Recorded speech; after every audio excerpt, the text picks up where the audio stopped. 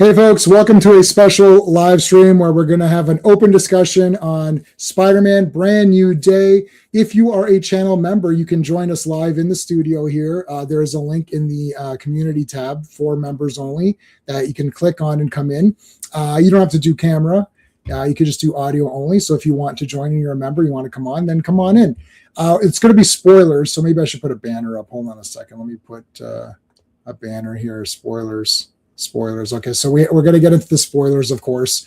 Before we get into it, let me thank the channel members. So thank you to all of my super friends who are channel members. I appreciate you guys. There is a G drive filled with comic books. I take requests. If I can find the comic, I give it to you guys on that drive and share it with you so you guys can check that out. And it's like $2 a month or something like that. American, Canadian's like $3. And again, if you want to join us, there's a link in the community tab. We always thank our friend Clobbering Times, who passed away a couple years ago. We always thank him. So put a CT in the chat to honor his memory.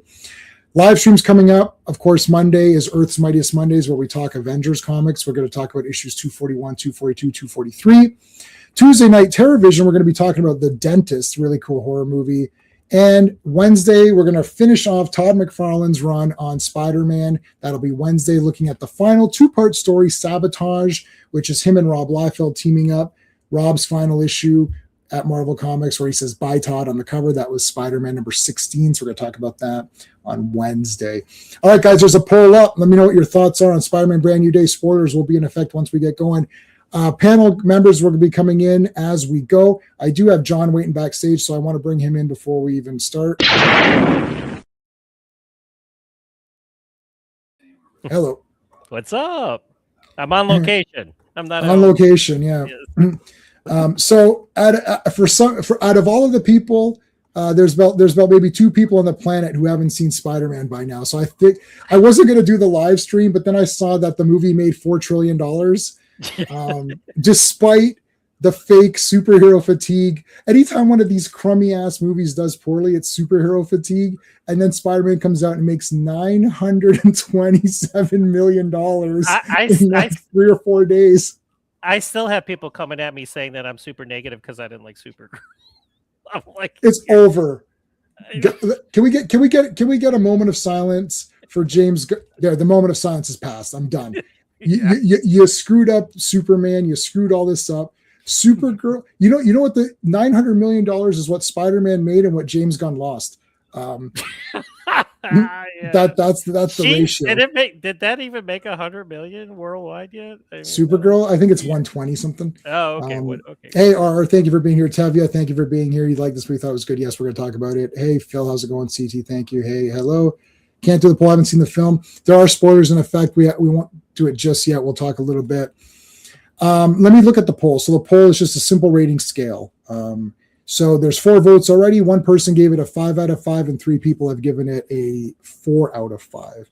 My official review is a 4 out of 5. Oh, I wanted to mention, I'm sorry, this Thursday, we're doing a special live stream where we're going to do a tier ranking of mostly the live action Spider-Mans, but we are going to throw in the 2 Spider-Verse movies just because they happen to be on the tier thing that the guy set up. So they're on there. I'll just leave them on there.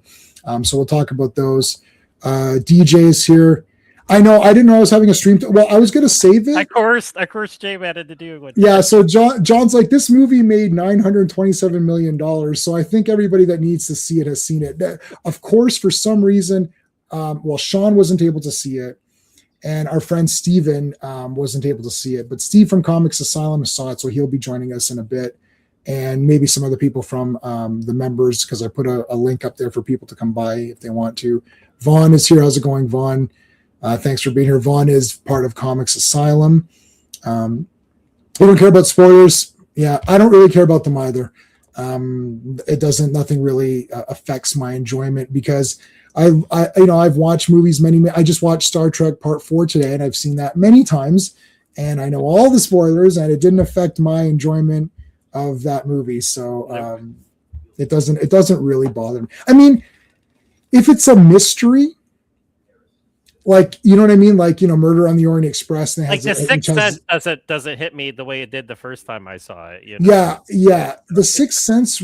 You know what the problem with the spoilers are? If the movie solely relies on the spoiler for it to be good, like The Sixth Sense was a pretty good movie, but the ending made it better because you're like, whoa, that was cool. If he wasn't a ghost at the end, then that movie would have just been like an okay movie. It's not bad or anything. You're like, oh, that was pretty nice. Good. It was well acted. It was well acted. It was a nice movie. It was a good movie, but it wouldn't have been 10 out of 10, right? Like it would have been like, oh, that was pretty good, like a 7 or something. I don't even know if it's a 10 out of 10 anyway. But when a movie is able to misdirect you so bad that at the end you're just like, and then they show you it and they're like, I totally did not see any of that. Yes. And what's funny actually in that movie, I was like, why is she being so rude to him? I was like, she didn't see him. Oh, okay, that's cool, right? Because he's dead. Yes. Right. So they did do it pretty good. RR is not feeling well. He wanted to join us tonight. Sorry, buddy. What can I work? Well, thanks for being in the chat. Do I have any Spider here? How about a Jennifer Connelly? That's always going to make anybody feel better. That would make me feel better if I was sick. It makes me feel better. So okay, we'll give it a few minutes. So this movie has made $927 million worldwide. Didn't it just miss beating Avengers Endgame by like? No, it beat Avengers. So it made more than 357. Let me see. Because I heard 355. It was like 2 million. Hold on, let me see. It like came well, worldwide it definitely beat it. Let's go to Box Office Mojo. That's why they invented the internet, so we can solve these answers. So that way we can look it up. Box Office Mojo. Let's take a look here. I think it missed it by 2 million. Of course, this is like it's estimated because you don't officially know until Sunday is over. But yeah, so domestic is 355. What was Endgame? 357 and something, I think. Yeah. Okay. So we're not sure. Maybe, but worldwide that could change. That number could change tomorrow when they come in with the exact results of what it made over the week. Avengers Endgame. Oh, we're not going to know on here. Damn it. Well, unless they do week by week. I don't know. No. Original. No, oh yeah, you can scroll down. Oh yeah, there you go. Where's it at? I won't be able to tell from here. I have no idea what I'm looking at. Avengers Endgame total was 2.799. So let's call it 2.8. It was 357 and some. Oh, there it is. 357 domestic opening. There, boom, right there. There you go. 115. Yeah, 357, 150, and so it made its budget back immediately. Oh yeah, like it opened and made its budget back. So let me see. Let's go back to Spider-Man. We don't. Okay, so opening 355. So it hasn't beat Avengers yet. Unless we get the real numbers and the real. It could be less too tomorrow. It could be less than 355 because, like I said, they estimate it because there's no way you can know because people are still going to see it today. So it's there's still So it's all. I mean, it's still playing right now. Like there's a show on right now. So we'll have to see what it is tomorrow. But it did open on it opened on a Wednesday. So we had. Do they count the Wednesday Amazon? Because that's the one I saw, the Amazon sneak peek on Wednesday. Do they count that for like part of the opening? Mm-hmm. Yeah, why not? Why wouldn't? Yeah, I would assume they would count that. I don't know because like they didn't do that back then. I don't know. Like I heard different types of like stories like where they don't use like that's not the official like if they add those numbers in because I don't know. I heard somebody talking about it. It was on YouTube or something. I forget where it was. Well, don't trust anyone on YouTube unless you're here, of course. Exactly. Only trust me. Yeah. So I mean, it will. Do you think it will? So Avengers Endgame made $2.799 billion. Do you think this could hit $3 billion? Could it hit 3? That would be crazy. Here's the thing. I think it can because I've talked to a lot of people online since I've seen it, and a lot of people are like going multiple times. I've seen it twice. So I went before I left again I'm on a trip. I left, so I saw it Wednesday, and then I went to see it again Thursday. I mean, so there are nobody's giving this. There's not too many people giving this less than like, maybe an 8 out of 10 or something like 7, 8 out of 10 seems to be like, even the people that are kind of begrudgingly, I didn't think it was that good. They're still kind of at like a 7 or like this isn't, and everyone knows I hated the Supergirl movie and I like to beat it up, but to face the facts, I did not like it. I'm sorry. Yes. I'm not a hater. Yeah, no. But to face the facts of the fact of the matter is that a lot of people did not like it. Watch Supergirl. those as a double feature. Watch Supergirl and then Spider-Man and Brand New Day as a double feature. You could see Oh yeah, like the misstep. there were parts of Supergirl that I liked, but then it's like you could see like this is how you do Super. I mean, I'm not saying like Supergirl can't be like kind of like what they were doing with it, but he just oh my god. But Yeah, no, not they gonna talk about that. they really, yeah, they really dropped it. Now, if we compare it to more favorable, because Superman did have more favorable reviews by people, I wasn't dying I've over argued it. with you because I like Superman. I Did like you that like word. Superman? I did. So that might be slightly better comparison, but if we do that comparison and you see But Brand New Day, Spider-Man, Brand New Day is so much better than Superman. Oh my god! oh, so it's much way better. So And you can kind of it's a better example of what I'm talking about. Whereas we had the Punisher in this movie, and the Punisher was very cool. We had Incredible Hulk in this movie. We also had, I guess, Black Widow. And she didn't really do anything. She's just kind of there.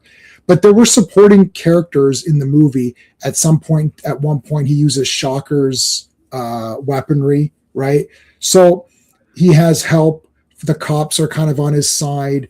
He gets help from certain characters. Punisher helps him out a lot throughout the last half, pretty much. And but it never feels like Spider-Man's being outshadowed, and all of the glory goes to Spider-Man. Like all the glory. Like Punisher gets a few shots in and he helps. Like guys help out, but it's definitely like nobody walked out of that movie saying, "Oh, well, the best part of this movie was Punisher." Everyone thought Spider-Man was the best part. And I'm a bigger Punisher fan than Spider-Man fan, and I still And I was Spider-Man- we'll go into it later, but I was a little disappointed in the finale. A little bit, yes, we will talk about that. Hey, thank you, RR, for the $10. Sorry you couldn't join yours too, sick. I hope you feel better, man. You gave this movie a 7 out of 10, but round up to a 4.5, 4 out of 5. It has some problems with enjoyment factor. Outweighs Mulholland's best Spider-Man. Yeah, I agree with all that. I gave it a 4.5. I gave it a 4.5. I would have given it a perfect 5, but like I had issues, like little. They're not even big ones, but I couldn't give it a perfect 5 out of 5. Okay. So thank you. Well, I don't have any Spider. Do I have any? I don't really have any Spider-Man ones.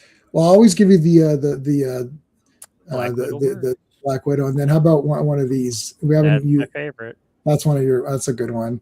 Mm-hmm. And then we can go with Jennifer. That's a close. If it's whatever day it is. It's like. Tevia is saying the fact this movie making money, yes, makes you happy. Yeah, it makes you happy. I'm glad it's making money because Spider-Man is one of my favorite superheroes of all time, but also I want people to love the superheroes in representations that I feel happy about. So, for example, everyone loving this movie makes me happy because I feel that Spider-Man himself in this movie is very well done. He is the best character in the movie. He's in costume a lot. He does a lot of Spider-Man stuff. He's tinkering with stuff. He's fixing his web shooters. He's making little grenade packs. Like he's doing a lot of the Peter Parker science stuff. Mm-hmm. They did not overuse the technology the way they did in some of the other ones where he gets like an iron outfit and all this other weird shit. He's just normal Spider-Man. The AI component takes the spot of a character because he doesn't have any friends because everyone's forgotten who he was. He needs to talk to someone, so he's using the AI as basically his thought bubbles. If it was a comic book, it would have been thought bubbles. Yes. Right. Yeah. But in a movie, it's difficult to do that. You could try voiceovers, which sometimes that was Naomi Watts, by the way, who did that voice. I wasn't aware of that one. I didn't know that. I like Naomi Watts. And fun fact, she was a star of Tom Holland's first movie, which was, I forget the name of it, but it was one of those disaster movies. It was a real life disaster movie, but he was like a kid in it, and she was the star of it. And oh my god, that was his first movie. And then she does the voice. Yeah, I just found that out. Tevye, it's already at $1 billion. I was like, it's got like 20 million more to go. It's already, dude. It's already at $1 billion. It's 900 million. We're asking if it's going to make $2 billion. No, it's going to definitely make $2 billion. We're asking if it's going to go up to $3 billion. So to answer this question, yes. By tomorrow, it'll be $1 billion. Yes, by tomorrow, it'll be at $1 billion. It's crazy because the Odyssey is making good money too. What was the budget on this? What was the budget on Brand New Day? Do we have a Brand budget? New Day. Spider-Man Brand New Day. They have What's it the under, budget? don't they? Let's see. Do they have it under there? Box Budget was office. 225. 225. So I mean, They're it's laughing all the way to the bank for that one. they've killed that already. Well, is that marketing too, or do you like that's not? It doesn't marketing. really understand how. Well, if we pretend, let's say it's like another 100 million from how much is it more for marketing? Like let's say the budget was 300 probably million. maybe 150. Yeah. So let's say Still, the budget was it doesn't matter. 300. It could be 300 million for marketing and still make back what they No, needed. yeah, it's tripled. It's more than tripled its budget already. I mean, that's phenomenal for it to be Spider-Man, because often as comic book nerds, you're always looking, is Batman the most popular now? At one time it was clearly Superman. Then it sort of became Spider-Man. And I think since it's become Spider-Man, he's never gone away. He's always had cartoon representation. One of the smart things with Spider-Man is that they've always kept him in several levels of entertainment. So he's been in little kiddie cartoons. He's always been in comics, of course, because he's a comic book character. He's been in more, not adult-oriented films, but like family films. The problem with Batman is that they lose where to go with them. Like they made the Brave and the Bold cartoon, which is a nice cartoon for kids to watch and had a lot of great stuff for comic book fans. But then they go like a really dark movie and they make The Batman, which now alienates kids because they can't sit for 3 hours in a dark theater watching a dark movie. They don't understand the themes or the mystery. So the kids will just get bored. This movie works because even if you don't really understand, the villain was very cool how they were jumping around through the different minds, which we'll get to. But the visual of Spider-Man saving people and doing things and talking is very cool. And a lot of young people were and my audience was vast. There was older couple, younger couple. There was all religions, and you could tell like all races, whatever. And there's lots of like different cultures there. It was filled, and everyone loved it. I would say 90% of them waited for the end credits. They applauded when the movie was over. They all applauded. They gasped when they needed to gasp. Like, I don't know, people liked it. Wednesday night. Now I know Wednesday night obviously is hardcore fans, but everybody, like me too. I even bought one for Bailey. But like everybody, there's a dude dressed up as Spider-Man sitting next to me. Like everybody had shirts on. Everybody had like paraphernalia. I mean, it just brought back old memories of like when people got excited about going to these movies. Yeah, there's no superhero fatigue, people. There's bad movie fatigue. Bad movie fatigue, yes. And or also bad comic book movie fatigue. Yes. Right. To be honest, the villain really. You're right. Yeah. This is okay. So no, this is a fantastic point. I was going to say something like that too. The villain is not bad per se, because within the movie, the story and like the mystery of how to find this villain and what the limitations are it's pretty good. Because I'm sitting there thinking, because I did not know, I didn't think that was going to be the villain. I didn't think that, because I know they announced. I thought, well, that can't be it. Is that really what it's going to be? And I thought, I don't think so. I'm not sure. So when I was watching it, I was caught up in the mystery. I was thinking, and I was like, because somebody had mentioned earlier on another stream I did saying Negative Man. I thought, well, how does Negative Man's power? I don't know Negative Man. He's like a newer Spider-Man villain, so I don't know him that well. So I was like, how does that work? And then they could have made it Emma Frost. Like if they wanted to do this, they could have done Emma, and that would have established the mutant villains, right? But instead they picked Jean. And you're like, really? That's weird, because that is not the character, at least not the way the character starts out. The thing with Phoenix and Dark Phoenix that was so shocking was that it was Jean, who was the nicest she used the example of a mutant who has massive power but is a nice person and doesn't do anything bad. So when you hate mutants, you're like, but why would you hate Jean Grey? She's nice. But now that she started off this way, if someone says to me, I don't trust mutants, well, yeah, we have an example in Jean. She went psychotic. So that's bad. If they did Emma, then you could have said, oh, it's Emma. Well, she is bad.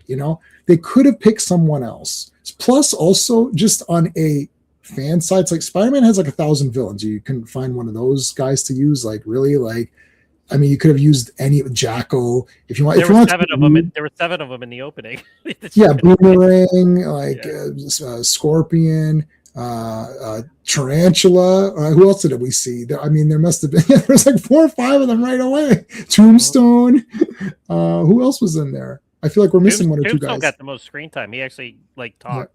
Like he had that, you know, what would it feel like if I dropped you or something like that? Yeah, these days, classic. You're right. Yeah, she's a menace these days. But we're talking about the old. This is the first appearance in the MCU. Now,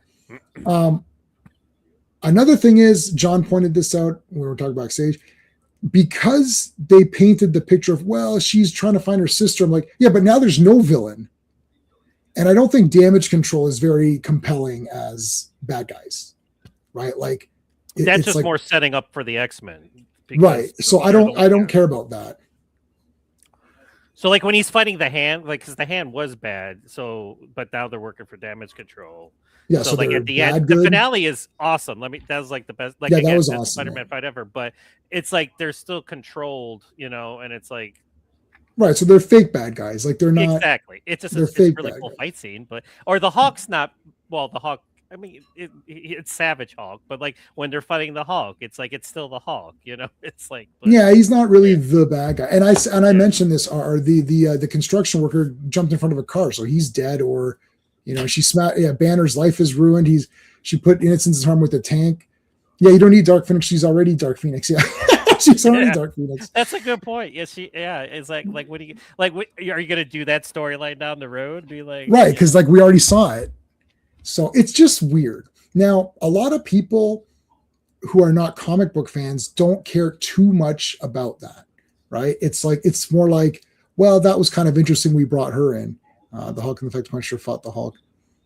Yeah, I love Punisher shooting the Hulk's face, and it's like, what are you doing? He's like, listen, like when he came in with the saw automatic rifle, I got chills. I was like, it was the best thing ever. I was like, and then like the Spider-Man's pulling him as he's shooting the Hulk from over top. I'm like, that was cool. My inner child was screaming when that was going on. Yeah. I'm like, if me now went back in time and told 10-year-old me that, hey, one day there's going to be a live action movie where the Spider-Man, Punisher, and the Hulk are all going to be in one movie and one scene. I'll be like, no, you're, you know, I would have been like, no, you're crazy. But here it is. I'm watching it. And it was like the best thing ever. I mean, so yeah. And then there's people arguing about like, oh, you know, the Punisher's going to be neutered. I'm like, do you realize that the Punisher got his start in an Amazing Spider-Man comic book?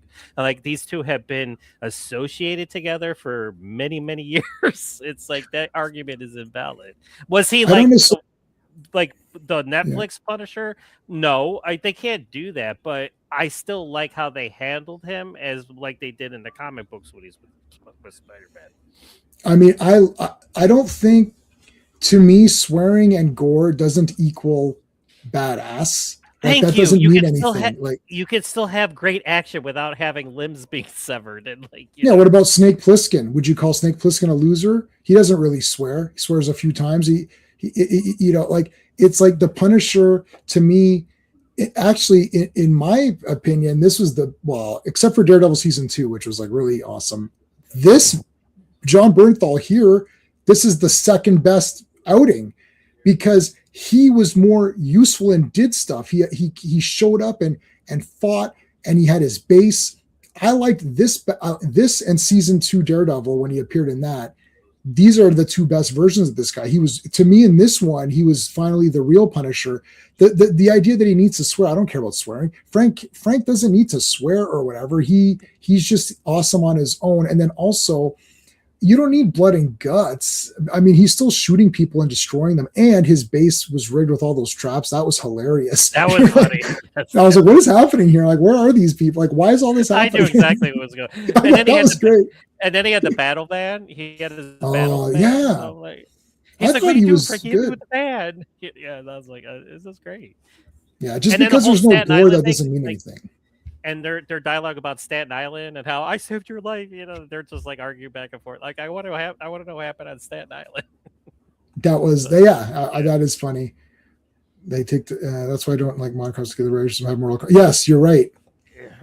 And I always saw Punisher. go ahead. No, I'm just reading his comment. Yeah, this Punisher is Oh. way better than Shaw.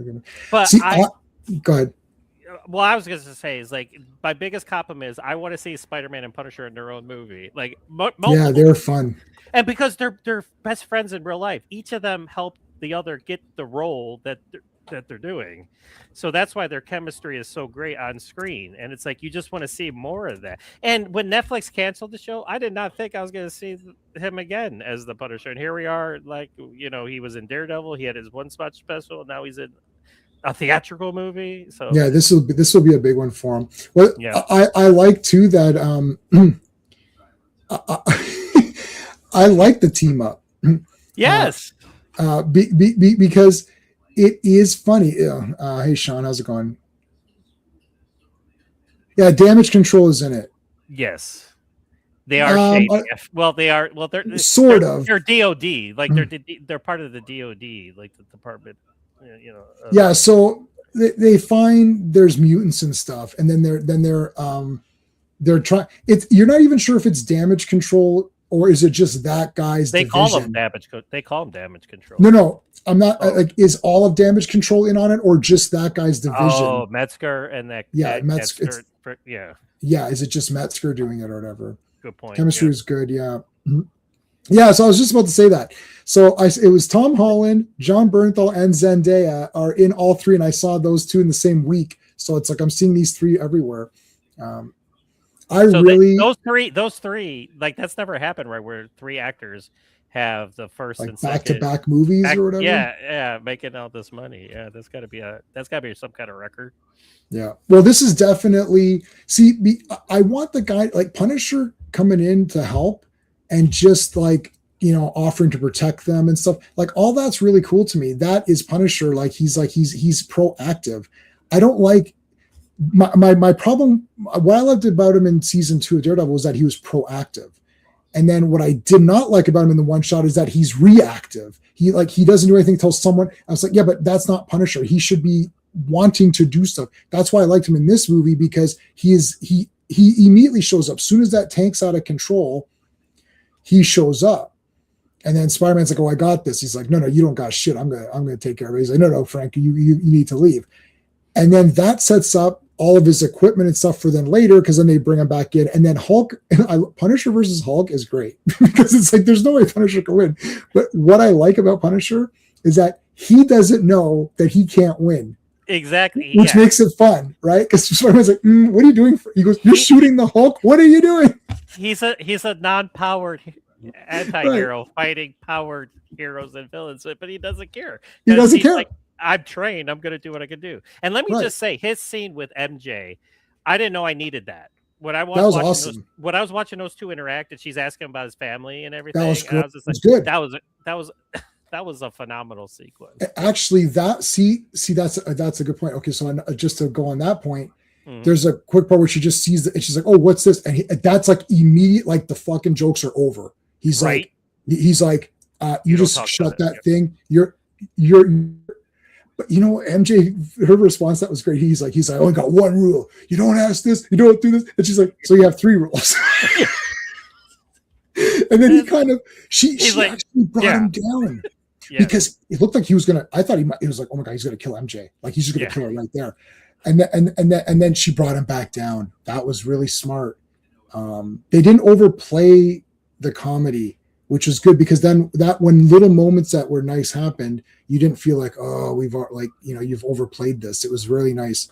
Probably him because X-Men villain. Yeah, they basically, See, this is weird. Like, why is that happening? Right? This X-Men movie is not happening for like 3 or 4 years.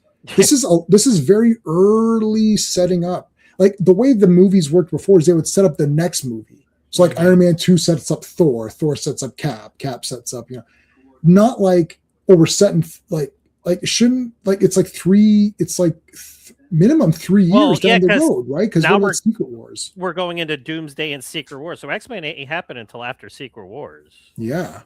So I mean, that's like 2028, maybe.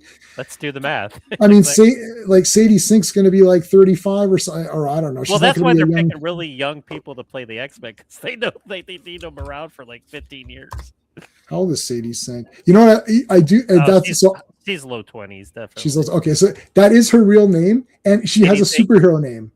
She has the double letter name. I like that. SS. Yes, F. Yeah, there you go. Yeah. She's 24. Okay, so she should be okay by the time they get around to it.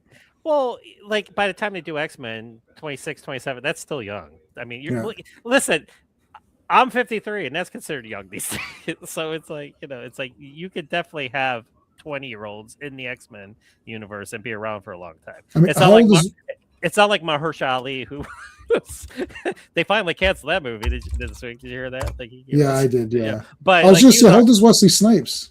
He's in his 60s. 64. Yeah. I mean, he looks pretty good. No, I would take more. I would take more Wesley Snipes' Blade in a heartbeat. Are you kidding? 100%. Yeah, I would definitely go with him. Yeah, probably. If you still look good and you're still able to do it, like a lot of these action stars, there's all these action stars still around, like Gary Daniels, and that could still do what they're doing because they've stayed in shape, they've kept training and practicing and stuff like that. So if Wesley Snipes is still looking good and moving good, there's no reason why. And with his little gray he had going on, I mean that's even cool. better. Yeah, that's even better. So.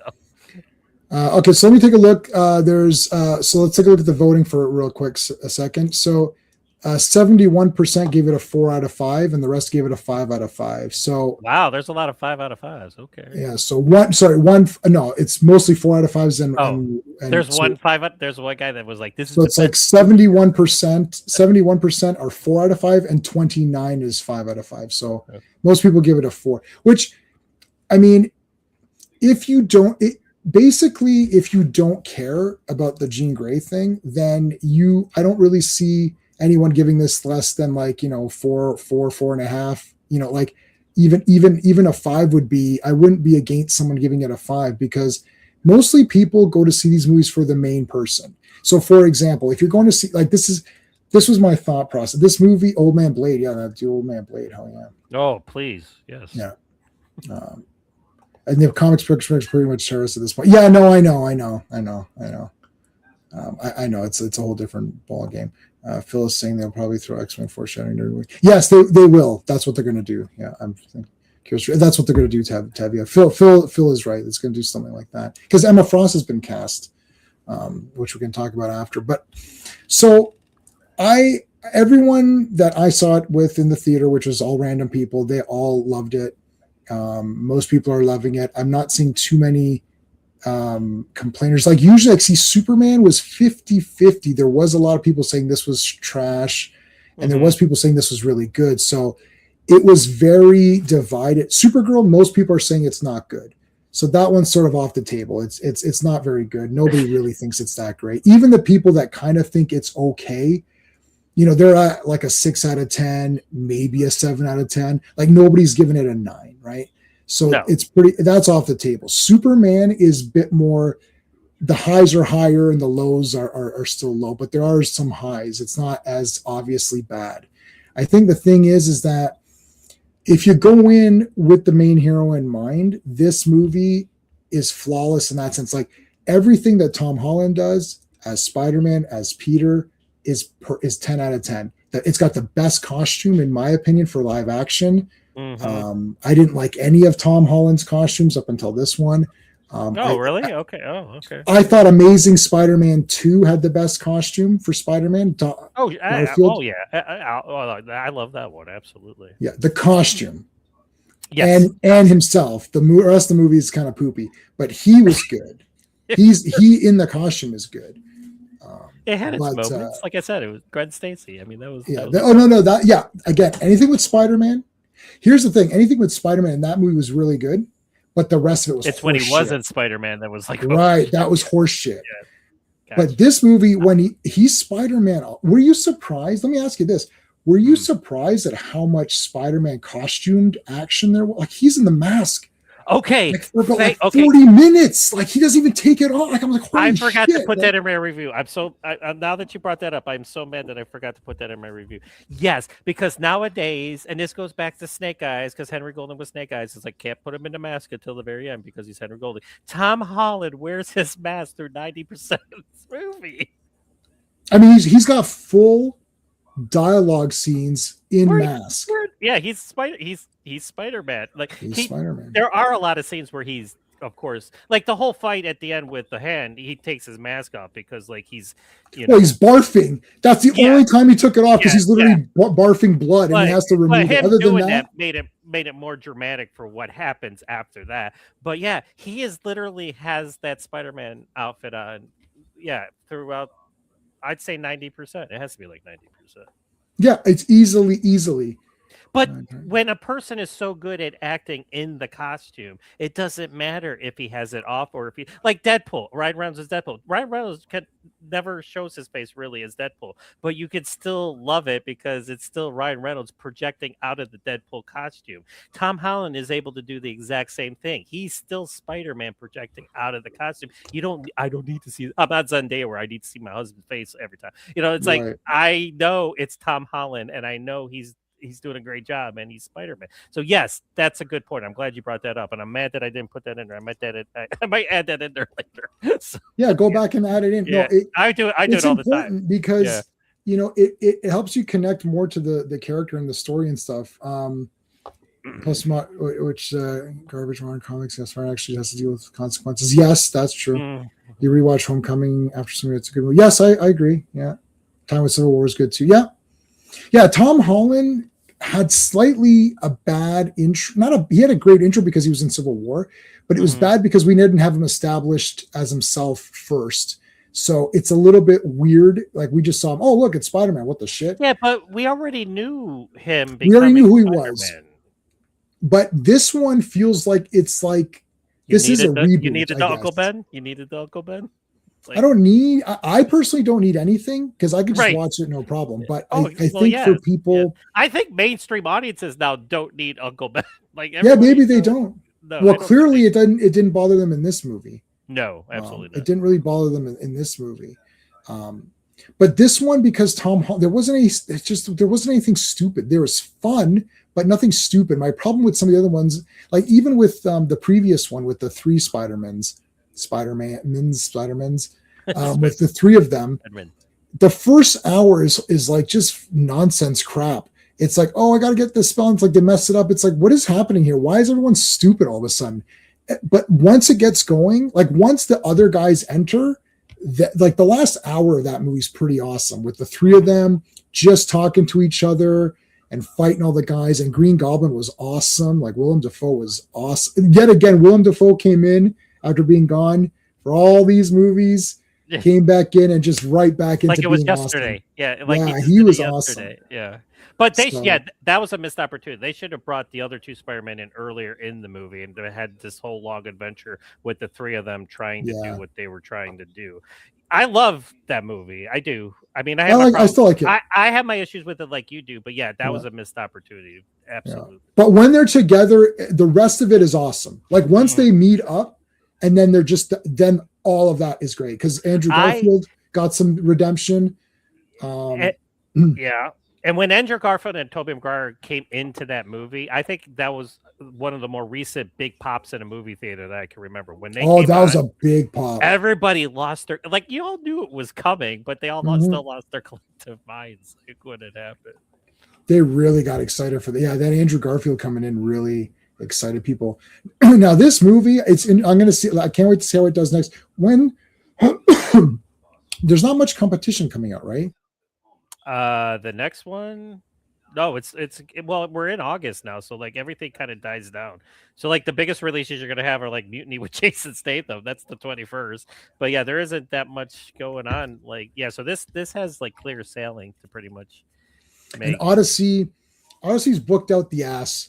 The next available, so my theater across the street from me happens to be one of only two, I think, in Ontario that has proper 70 millimeter IMAX.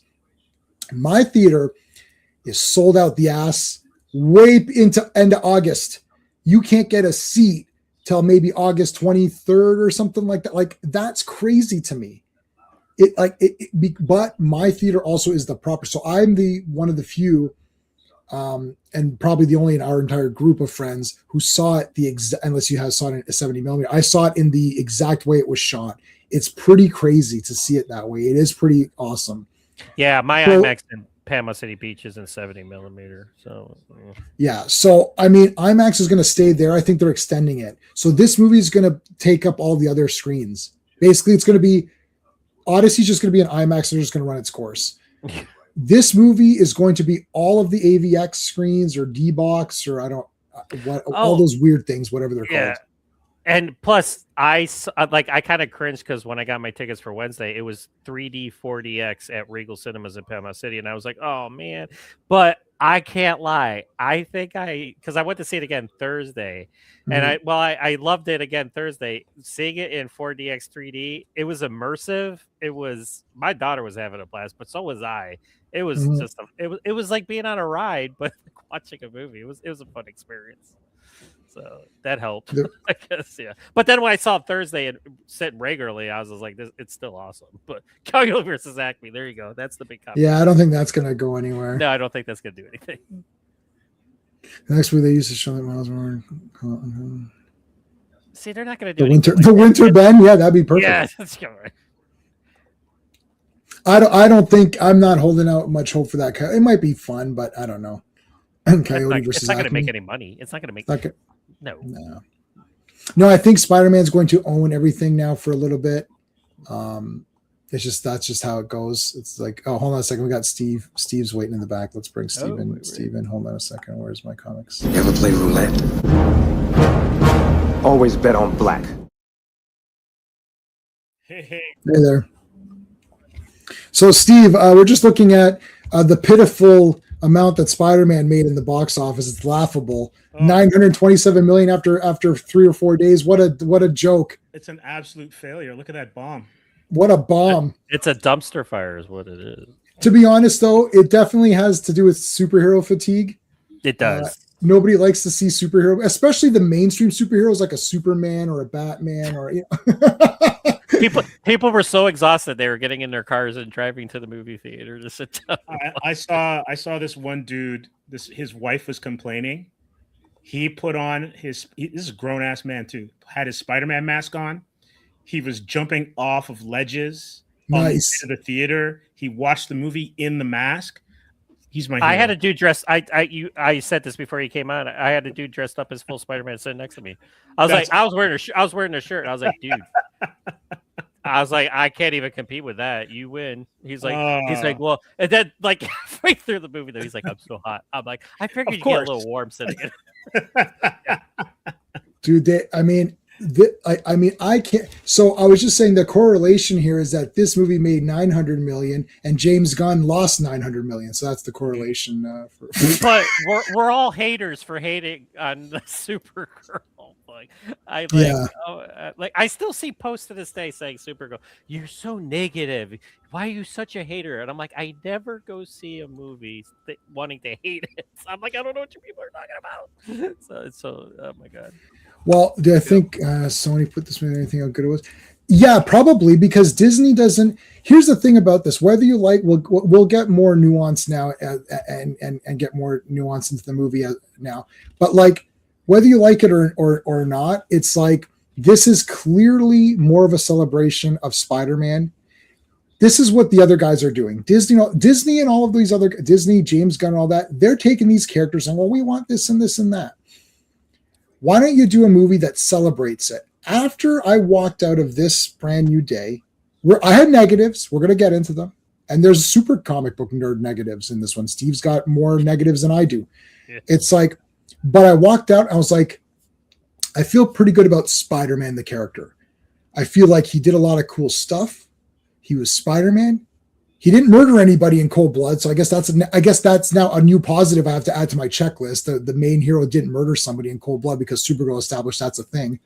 He didn't murder anybody. Yeah. He was a good guy. He saved people. Kids can look up to him. You know, he did the right thing by letting MJ forget him, and he didn't try to be selfish about it. That's good. That's important, right? They didn't cop out. Mary Jane didn't go like, or MJ didn't go like, oh, I love you, I miss you. That didn't happen. There wasn't any stupid nonsense like that. right? There wasn't any dumb shit like this going on. And it wasn't like Ned all of a sudden, boom, got the memories, but just a little bit. Although he did at the end, he was. But that's muscle memory, and he's like, yes, because they're so tight. That's muscle memory, and then he's like, that was a great ending. ending. I know that was a great ending, and you could see his face like, oh yeah, well, how did I know how to do that? He started doing it right away. He was like, right, because they've done it. I know this. We've done it a million times. Yeah. It's memento, muscle memory. You do it over and over till you remember. Like, how does that guy know he doesn't remember? Maybe he should kiss MJ a little bit more. Maybe well, she's going to come around obviously because it's a movie, right? Well, but obviously down the road, yes. But they didn't cheap it. They didn't make it cheap. No. So, anyways. So, and then you walk there, you're like, oh, I didn't like Jean Grey, and I didn't like the way, or didn't like the way they handled that. Okay, but hold on a second. It's called Spider-Man. All the Spider-Man parts were good. He's in the costume a lot. Kids had their toys. Everyone bought those buckets and the little toys that go on the top. I did. I bought a bucket and a cup. You bought the cup. So a lot of people liked this movie. So the thing is that you felt good, right? Supergirl, you walked just. I'm not trying to be mean to it, but you walked out. You're like, what the hell is that? And people kind of like, and literally you're saying your daughter's like, was she supposed to kill that guy? Yeah, I don't know. Like, it's just weird. Like, there's nobody excited. Nobody was excited about it. They're excited. Now, whether we like it or we'll get into some nitpick. We'll get into some negatives, but whether there's negatives or positives doesn't matter. The fact is that the people have spoken. And most people are not going to understand the comic book ramifications of what we're going to talk about in a minute. They're not going to understand. They're only looking at the movie they're looking at. And the movie they're looking at was fun, had some emotion to it, good fights, good like characters, guys in the mask. Go ahead, Steve. I saw something that Holland incorporated the Insomniac moves from the video game. Your voice is in and out. How about now? Better? Yep. You're better. So Holland incorporated the Insomniac moves from the video game into his fighting style. Yep. And J-Man and I had talked about this earlier, where it's like the swinging scenes feel like you're playing the Insomniac games. The level of fan service on that level was unbelievable. So people like forget if you're my age and you saw the 67 cartoon or the 80s cartoon, or you're hoping Firestar would have showed up. Not me personally, but if Stadium was Firestar, I would have been like, yeah, right. But anyways, if you're of a certain generation, that's fine. But you talk about these kids who have been playing Spider-Man in video games, because I guarantee you more people are playing the video games than reading the comics. Oh, 1,000,000%. Right? 1,000,000%. So you factor in that, even though you don't like Spider-Verse, J-Man, they went to go see that. For sure. They got their money's worth from this film. They certainly did. Absolutely. And people are going second, third, because they're excited. They're like, this was a fun movie. I had a lot. Yeah. Now, let's do this. So I was doing the Superman contrast, not to be extra mean to Superman's my favorite character, but when I was a kid, it was Superman, Spider-Man, Batman, Wonder Woman, Hulk. That's like your top four, like Batman, Robin. So like Superman, Batman, Robin, Spider-Man, Hulk. That's like your kind of top five because of, the Lou Ferrigno show, cartoons. Spider-Man cartoons, Super Friends, Batman, Adam West, and all that. Those are your favorites, right? Yeah. So those to me are always the top pantheon guys, right? Like that's your four. Batman, Superman, Robin, or Batman, Wonder Woman, and like let's say Spider-Man, like that's like your Mount Rushmore, right? You could throw Hulk. Hulk's kind of a hero, but not really. You could throw him on there. But those are your five. So Batman, Wonder Woman, I throw her in there because of the show. So you're watching Wonder Woman, and you're like, that's Wonder Woman. She's walking around, looks like Wonder Woman. She's doing Wonder Woman things. She's jumping over shit, like throwing guys, holding cars. You're watching Incredible Hulk. He's getting mad, smashing crap. Batman may be the best of all of them, fighting Joker and Penguin. It's like, wow, shit, there's fucking Penguin right there. He's right there. Oh my God, there's Riddler. He's doing riddles. And you're like, wow, this is crazy. And they're beating each other up. Oh, it can't be. It doesn't matter. We didn't think that way. We're like, wow, this is crazy. This is all like, this is Batman walking around. Linda Carter, like Wonder Woman's walking around. The Wonder Woman show had 0 villains. Right? It had villains, but it's like corporate guys or like this guy's trying to take over the amusement park. They did have the Nazis in the first season, which is great, but it's all like, or they had the alien, like they had a few characters, but nothing really that crazy. Right? Yeah. And Superman, you walked in, you're like, wow, Christopher Reeve is Superman. Wow, that's Superman. He's walking around. Wow, that's the real Superman walking around and flying. That's it. once that gets printed into your head as a kid, it's there. And in live action, it's something more special. When you see the real person, it just feels there's some extra little feeling. Wow, Dad, is that the real Spider-Man? Yeah, that's the real Spider-Man. Amen. Not to interrupt you, but Yeah, go ahead. Nicholas Hammond's Spider-Man, Oh, I loved it. ghetto as that was, looking back at it now, Yeah, I loved it. loved that show. I loved it. Yeah. I watched it when it was live on TV. Me too. I would try to, yeah. Right? Yeah, I saw it in You're repeats. right. So seeing him in live action, and even back then, why are the web shooters on the outside? Who cares? Why is he never really shooting webs? How come you never really see him swinging? I don't care. I don't care that he got beat up in a western town, by some henchmen. I don't care about that stuff. Right? That was the Deadly Dust. The Deadly Dust. It was the dude in the costume, and it even elevated the Electric Company Spider-Man Right. to another level where, as a kid, you're like, I'm watching a live action interpretation of my favorite hero. Right. So you're going to see the hero. The rest of the stuff became extra. So we as kids got conditioned. So when we saw Superman 1, we're like, okay, cool, there's Lex Luthor. That's cool. Then we saw Superman 2, you're like, whoa, there's 3 bad guys. Holy shit, right? Nuclear Man. Like, as a kid, I thought Superman 4 was the best movie. I was like, this is the best because it's the shortest. He's Superman a lot and he fights a guy that Lex Luthor makes. I was like, we got Lex Luthor who made a guy from the sun. What? And he scratched him and said, oh shit, this is crazy. Like, as a kid, I was like, this is the god. This is like literally the best movie I've ever seen. So then as you go on, as long as the hero feels like the hero and feels like he's the winner, once you start getting to the point where, well, this is an ensemble. Okay, Avengers, you watch Iron Man. Iron Man's the best. He wins. He's the best. Same with Captain America, same with Thor. Once we started getting into this, I don't like the character. Thor wins in his movie, but he has some assists, I guess. But it's his friends. They're not.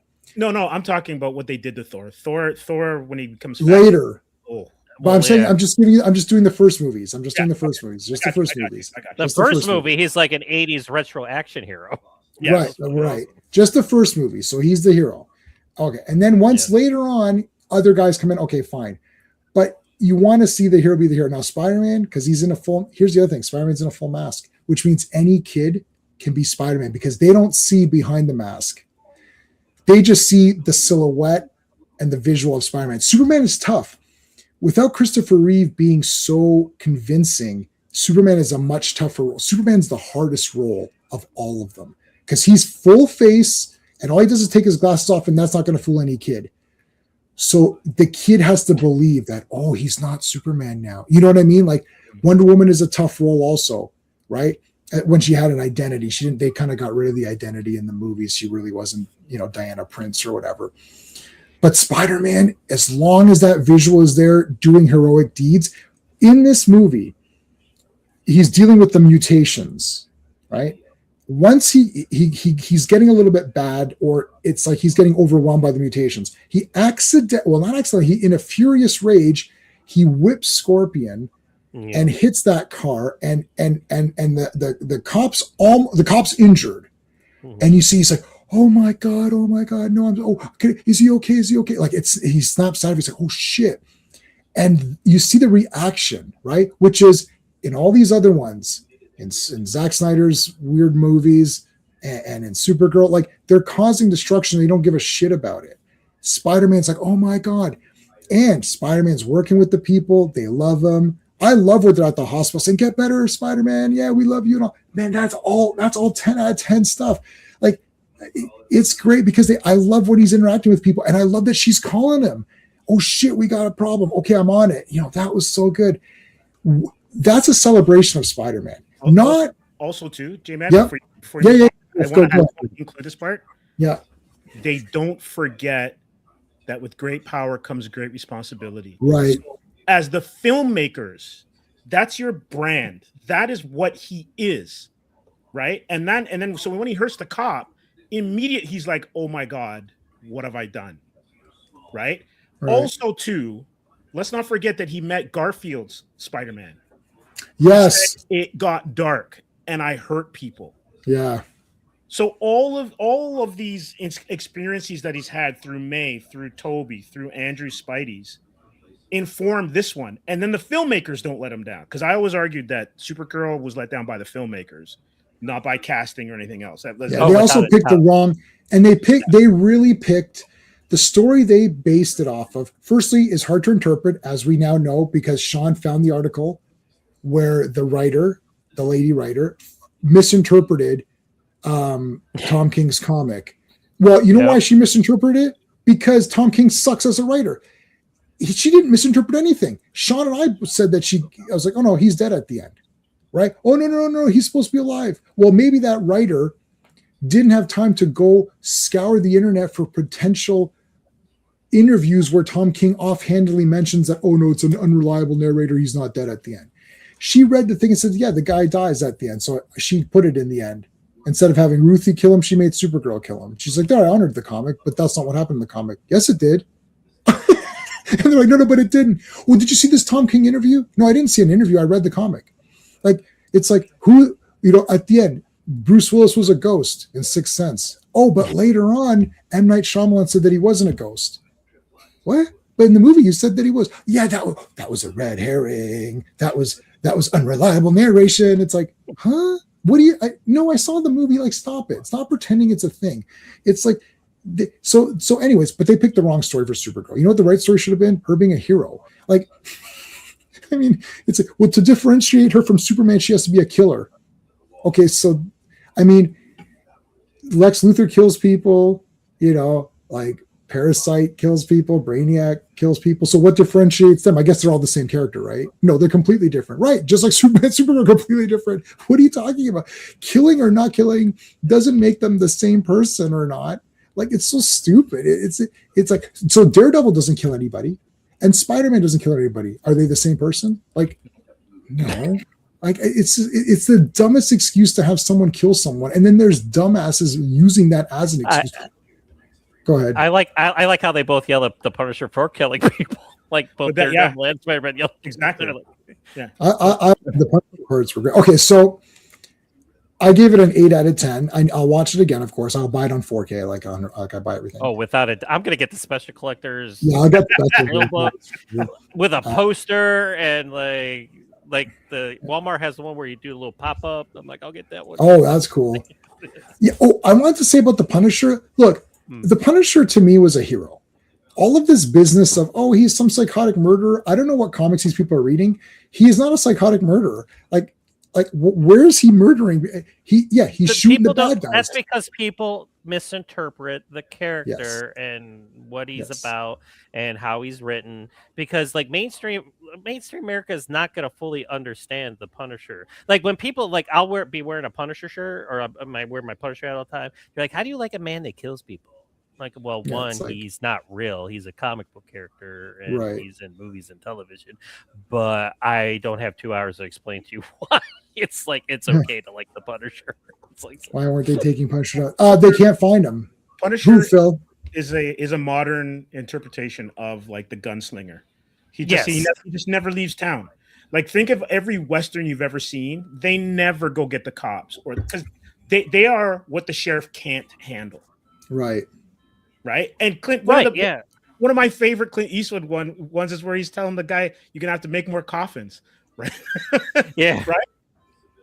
It's because that is how that character works. But is that Unforgiven, where they're like, oh, he's coming back, you better or no? Yeah. No, and I like how in like there's examples in the comic, but also in the movies, like in Punisher Warzone with Ray Stevenson, when he finds out that guy killed was an undercover cop, it affects him, and he like has to go out and help the wife and the kid, and so he's not just this cold, merciless killer. I mean, there are many times where he is a cold, merciless killer, but he's still a human being. He's still, yes, I've been gravely affected by my family getting wasted, and I do this, but I'm not dead. It's like, so like when he finds out that guy's an undercover cop, it affects him deeply, and it like really, because that scene when he comes back to his lair and he's like trying to do things, but he can't concentrate. That's such a great scene. I mean, Ray Stevenson was a great actor, by the way, but such a powerful poetic sequence where like he's like truly like, oh my god, I fucked up. So like, hey, Jim Jones. Yeah. Punisher's like, but Judge Dredd is the law. I am the law. I am the law. Yeah. So I mean, about, so while I was watching this, then I'll let you guys tell me what you guys were thinking. When I was watching this, about, I don't know, the movie's 140 minutes, is it? Oh, it's 2.5. It's like 2.5. Yeah, so so it's 120. And people are it's complaining. It's 2 hours and 20 something minutes. So let's say it's 140 minutes, 140 minutes.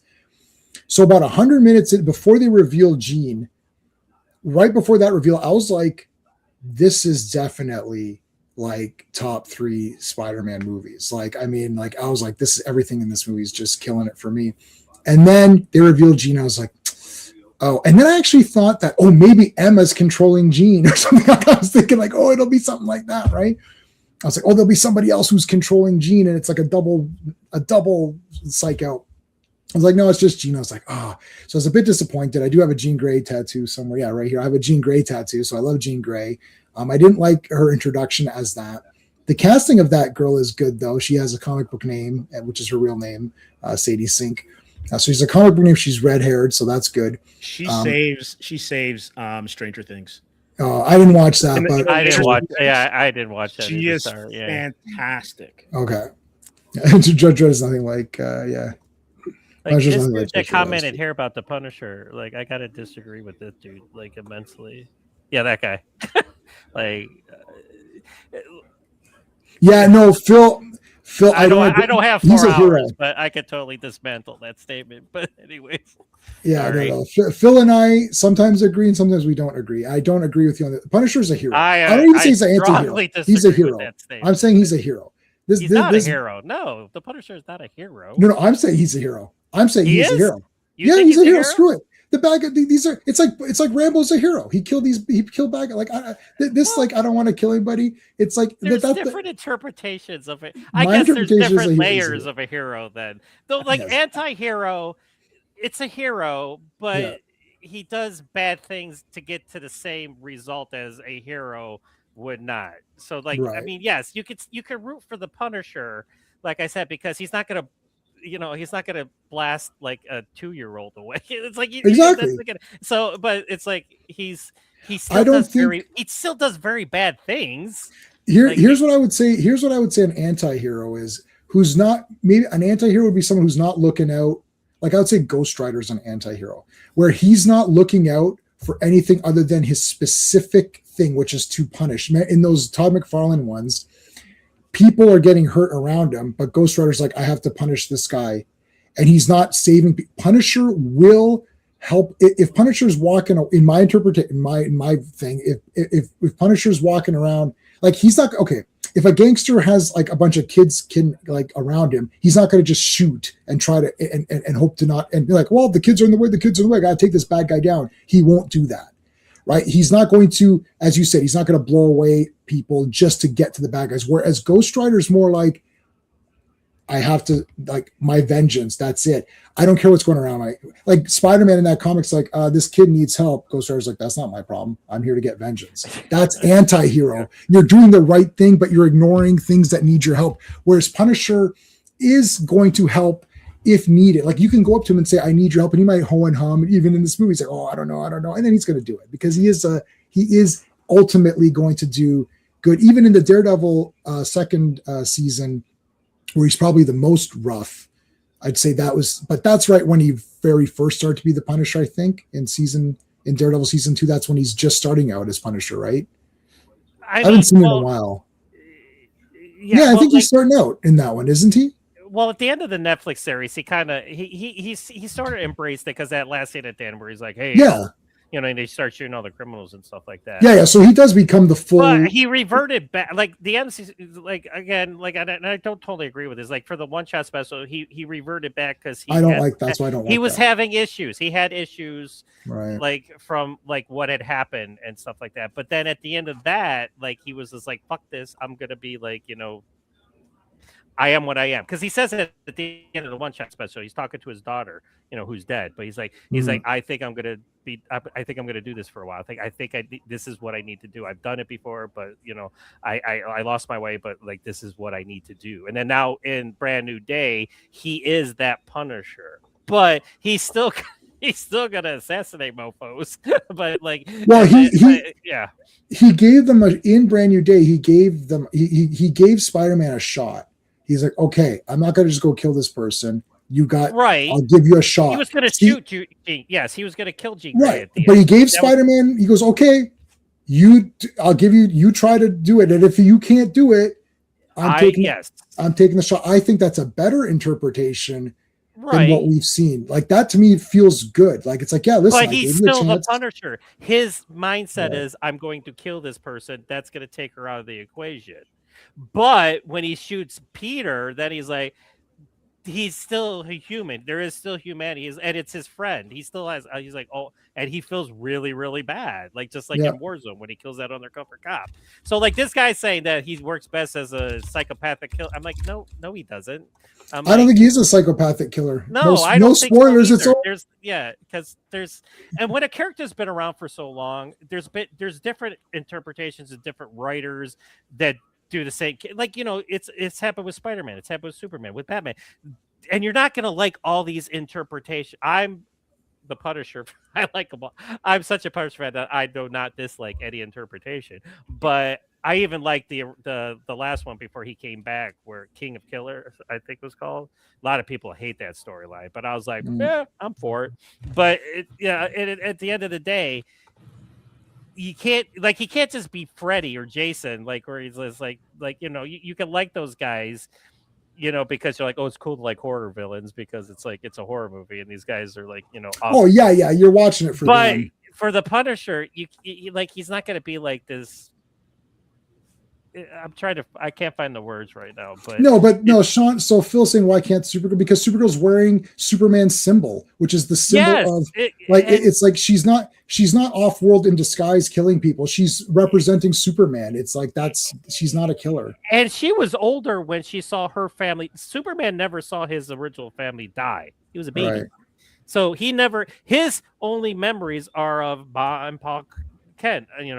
But Supergirl did see her family die, so that I'm okay with that interpretation. Like, okay, this is Superman now. Supergirl, she's kind of had some bad crap happen to her, so she's kind of more affected, but not to the terms where she's gonna kill this guy at the end. Yeah, that's stupid. Also, why wouldn't she be? I would feel like she would be more accepting of a family. Like I would have played it reverse.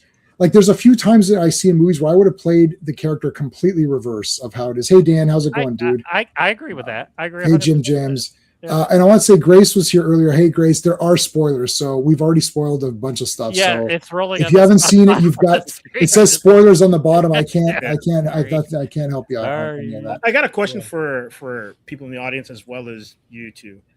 How is Punisher any different than Wolverine? They're not. They're both heroes. Well, he's a mutant. Wolverine has some badass powers that the Punisher doesn't. The Punisher just. But in terms of methodology, the Punisher just has his combat skills and his tenacity and his smarts. Right. Where Wolverine is pretty much indestructible. But basically, Wolverine said, I do the stuff that you, Scott, and everyone else want to do. He's taller. There you go. Boom. There you go. Mic drop. Right there. That's it. Mic drop, man. Boom. He's taller. Like 5 feet taller. There you go. But like essentially, you have two characters that go outside of the law, and Wolverine doesn't use those like his weapons. Punisher's weapons and Wolverine's weapons are designed to kill. Yes. Like MODOK. So what did you? So John, you saw it. You've seen it two times. You saw it. Yes, I went to see it on Wednesday and on Thursday. So was it? Can you even deter? Like, was it better the second time, or did you notice more flaws, or equally both times were good for you? The flaws I noticed in my original viewing of it, and I kind of knew some of those flaws were already going to be there, so I was like really like disappointed. But I enjoyed it so much the first time. I enjoyed it just as much the second time. I don't think I enjoyed it any more the second time. I love the movie. I gave it a 4.5, and I didn't give it a 5 because of the things I'm gonna, which we'll talk about. I was talking a little bit off camera with you what some of my nitpicks were, but. All right, now I know Steve is the lowest. This is a hot take. And I'll say it right here on this show. This is the weird thing. So do your hot take. This is my favorite Spider-Man movie. I'm sorry, but it is. Yeah. I will versus part 1 and 2 of Sam Raimi. Yes, like interesting. That's slightly a hot take. It's not super hot. I get it, but I'll back it up. I'll Yeah. back it up. But Spider-Man is the quintessential Spider-Man movie for most people, and Alfred Molina is like gold in that movie as Doc Ock. I get it. I live in a movie theater on opening weekend as much as anybody else. I watch it relentlessly to this day. And some people came at me, you just like because the Punisher. I'm like, fuck, no, I did not like this movie better. Yes, You're cutting. You had vision. You sound like Max Headroom for a second there, buddy. Yeah. Say your last I'm sentence sorry. again. Okay, I like this is my favorite because the Punisher did it. Exactly. Okay, because Punisher's in it. Yeah. Exactly. And it's interesting, Yeah, John. if you take the Punisher out of the movie, I will still love this movie and still like it in my favorite Spider-Man movie. So there you go. Right. It was 3 out of interesting 5. because when I was watching it, and I think we'll get into the things that I like and didn't like later, but I was interested to see what your reception. I even said this to J-Man when we first spoke about it after we'd both seen the film. Was I was interested to see what you would have thought about Punisher, how they represented Punisher. Who, me? Yeah, you. Yeah. I was very interested to see what your reaction would be. Oh, well, I know the Punisher from being in with Spider-Man in the comics. No. So no, I was how they represented him in this movie, because I know you're a Punisher stan, right? So I was like, right. I was just like, it'd be interesting to see your take on how they portrayed him in this movie. Yeah, I think you liked him in this. You liked the way Punisher was in this movie, right, John? Or was there anything you didn't like? Some people are saying that he's a joke of the movie. I totally disagree with that.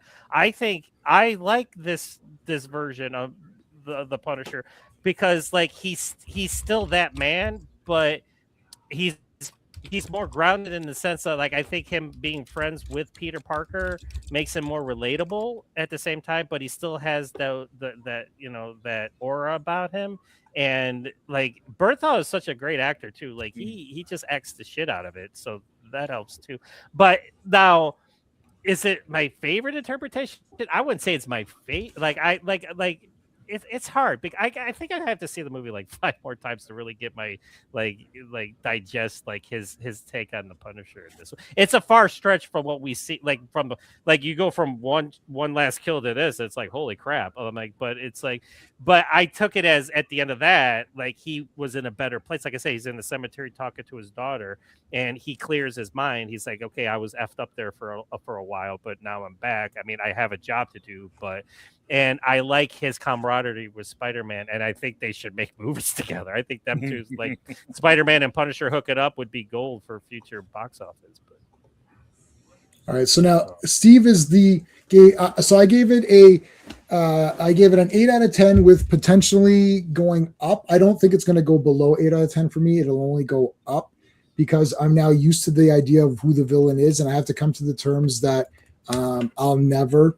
have a proper X-Men live action movie in my entire life because I haven't really liked any of them. However, you didn't like Days of Future Past? You didn't like that one? No, don't like it. It's dumb. Really, Steve? Oh, I'm sorry. Hate it. Don't hate. Okay, I don't hate it, but I just don't care. It's all fake X-Men. So the one I like the least, the one I like the most is the one that everyone likes the least, which was Dark Phoenix. Which one is that one? I like Dark Phoenix. Oh my god, I didn't hate that. Is that movie. 3? I mean, no. Dark Phoenix. It's called Dark Phoenix. The one with with the next gen. People. That was the X class, and then Future Past, and then that one didn't do anything. Well, but you know why? Because it was about Scott and Jean. And that's what X-Men is. It's about Scott and Jean, and I like Sophie Turner. I don't know what to tell you. Like, I don't care. She can be in any movie. It's perfect casting. If she's in the movie, it's perfect casting. I don't care what it is. Yeah, I thought she was. And Dark Phoenix suffered. If anything, Dark Phoenix suffered because there was a lot of editing going on, a lot of behind-the-scenes drama with what he wanted and what was put out there. It was one of those situations. So. Mm-hmm. Oh yeah, we're not counting the Deadpool movies. If we count Deadpool movies as X-Men, then I like all 3 Deadpool movies. If we're counting Deadpool as X-Men, okay, so then I don't like any of them. So I'm never gonna have a real X-Men movie. But I'm living through the cartoons. I've got all of the cartoons, and I'm watching them over again. They've already ruined Jean. who I have a tattoo of. I have a tattoo of Jean Grey, and they've already ruined her, in my opinion. I like the actress. I guess I'm just waiting to see who like who's going to be Wolverine. Yeah. Okay, so I don't want to turn this into an X-Men stream yet because there's an X-Men component. Yeah, it's starting to go that route. Yeah. We're not going to get any. We're not going to get any real X-Men movies. That's what I'm saying. That's true. You've understood me correctly. We've gotten some pretty close to real Spider-Man movies, which is the couple of Sam Raimi ones. This one is close, but Steve doesn't think it's that as close as I think it is. So you gave it the weakest review out of everybody. I think, Steve, were you the lowest out of all of us? Probably of anybody Yeah, this is so. This Which is great. Probably shocking. I like when I'm not the hater. It makes me feel good. This is an interesting turn of events. No. I knew this was going to happen. I read the spoilers ahead of time. Hey. So Steve, I gave it an 8 out of 10. John, what did you give it, a 9 out of 10? I gave it a 4.5 out of 5. So 9 out of 10, yeah. I said it was my favorite Spider-Man movie. I don't think it's my favorite Spider-Man. I think Andrew buddy. In terms of the foundation and the character arc and just everything that, I mean, Steve, it's your turn. You can tell us why you didn't. Yeah, I just want to say, so Andrew and I, John. No, Andrew and I are very close. So Andrew has been one of our kind of regulars for a long time. Yeah, but see, that's everybody. Everything is art. Like you can say Sam Raimi's Peter Parker is. I think Tom Holland's is a closer interpretation to Peter Parker. And I've been reading comic books more than these people have been alive, probably, or most of them. So I'm like, I don't know what to tell you. I'm like, just when I watch Tom Holland, I see him as the quintessential Peter Parker, just the way he acts, the way he does it, the way he does things in his movies and stuff like that. I'm not dissing on Tobey Maguire. I was there opening day for Tobey Maguire, and I love Spider-Man 3, which everybody craps on.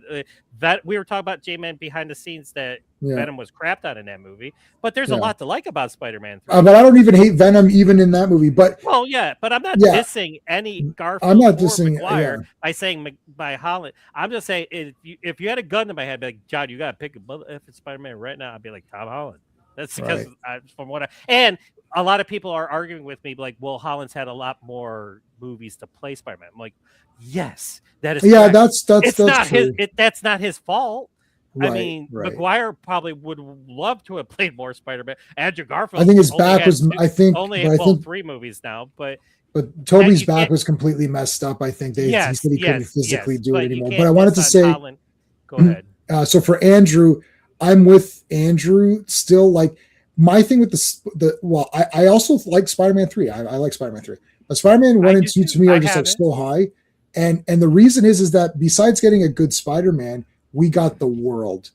There's Jameson and there's the Bugle and there's trying to hold down different jobs. Robert has passed. Yes. Right. We had the Uncle Ben Perfect. We had the Great Responsibility line. We had the wrestling angles.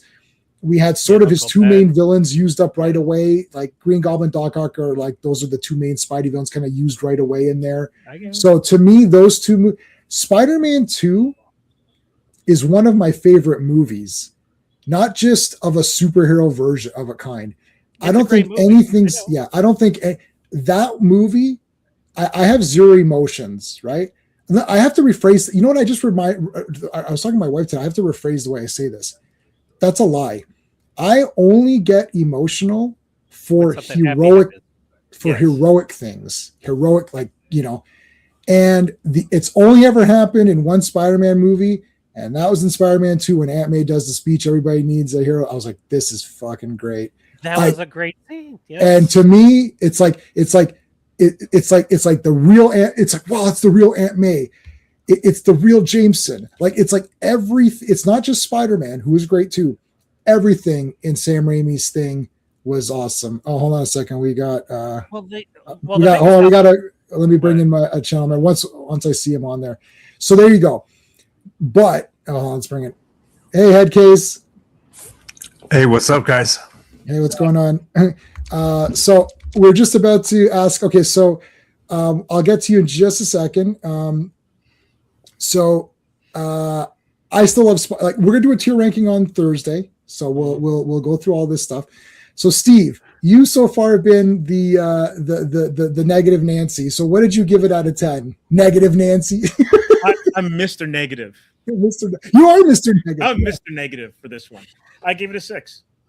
Wow, that seems crazy low. So now, but it's still.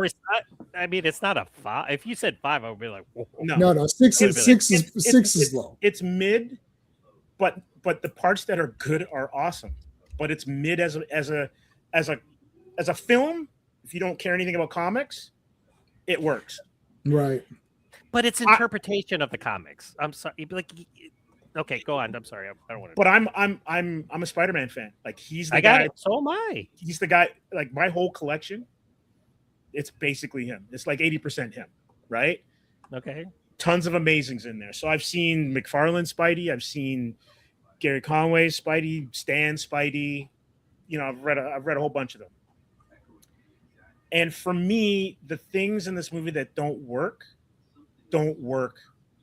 badly, and that's why I knock it down. Right. If you call this just like a Spider-Man movie where you're watching Spider-Man swing around and Holland be Parker, there's some really good stuff in it. I like, for the most part, Punisher, other than he got a little too emotional for me when he shot Peter. I was like, but that's besides the point. That's just my feelings on that character with how he's been presented in the MCU up until now. Right. But when it comes to like the villain, how do you take the second best or the first best rogues gallery and they're basically they're tokens, right? I mentioned it in my article. I did. Yeah, I did. Like how do you have a movie with these kind of stakes?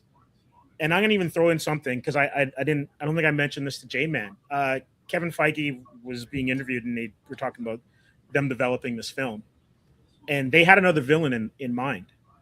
And in their roundtable, they were like, "We can't use the villain. I can't remember the name of the villain, but because the villain was unknown or wasn't well known."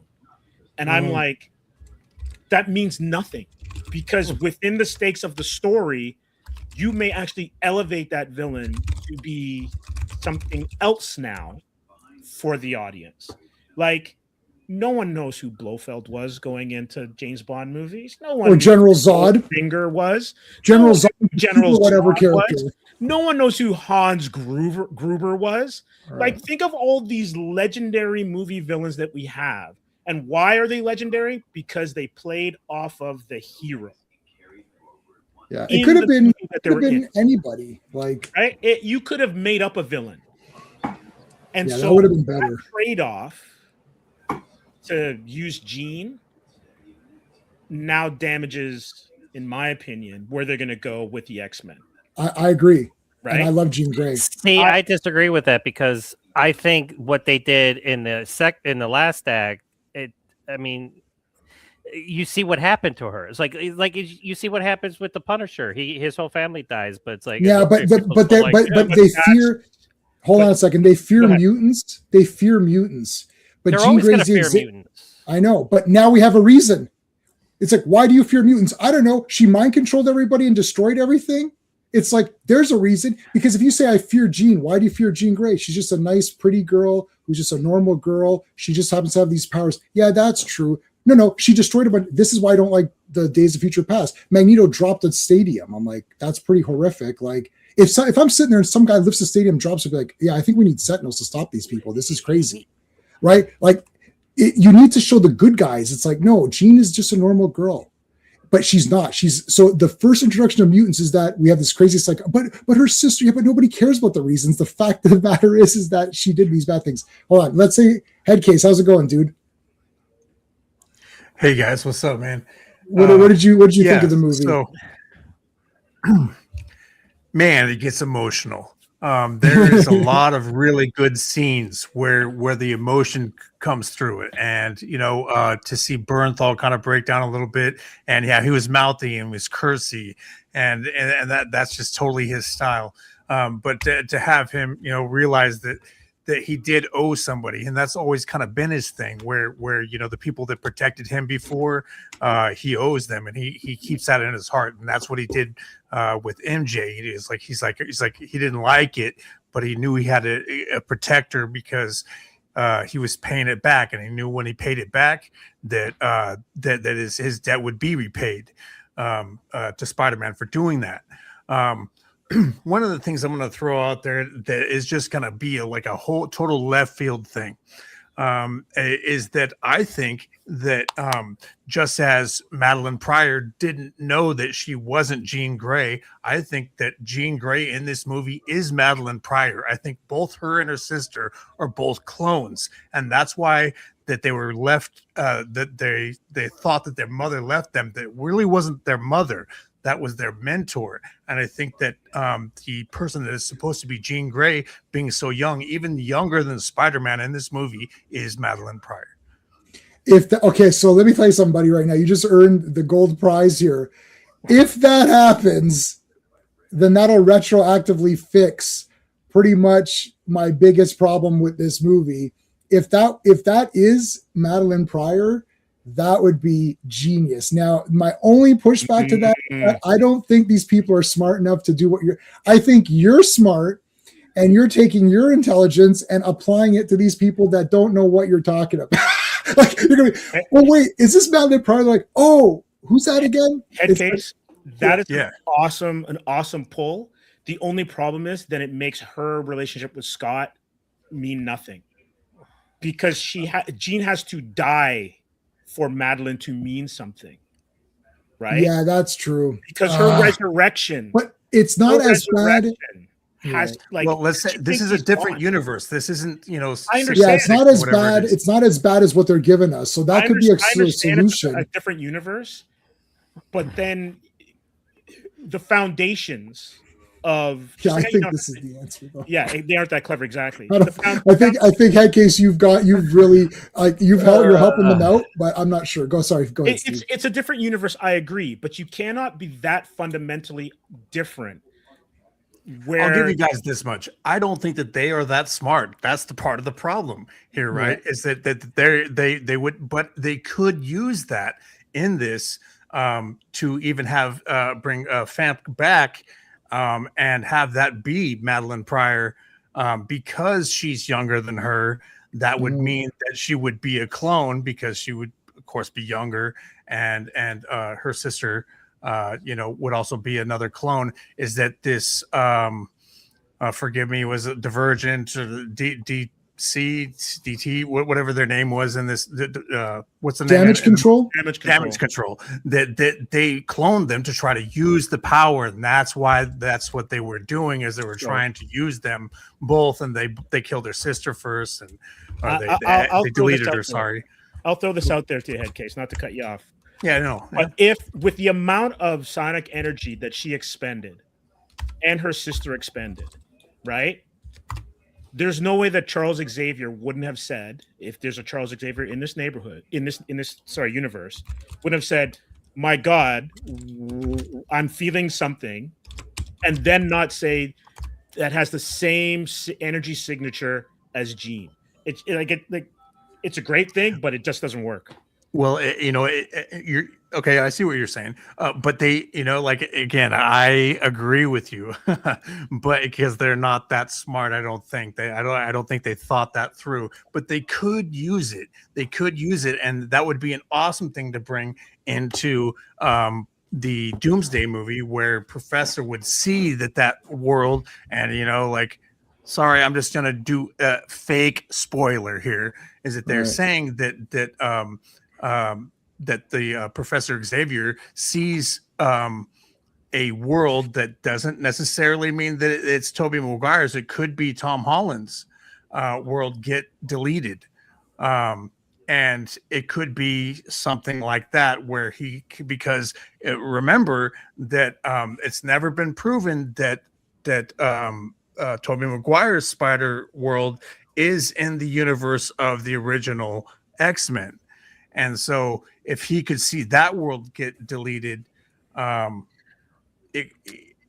it's very far-fetched, like I said. Yeah. You know, like these are all just fan theories and things, but because I think that they threw the Jean Grey thing out too quickly, and that's why I kind of am like skeptical. I'm like, you know, like she's just way too young. She doesn't know her powers. She knows nothing about the X-Men. There's not even one mention of X-Men in the movie, you know, and so that's Plus why I'm that saying, movie's like 3 years out. Like, I mean, they're setting up something that's like way out.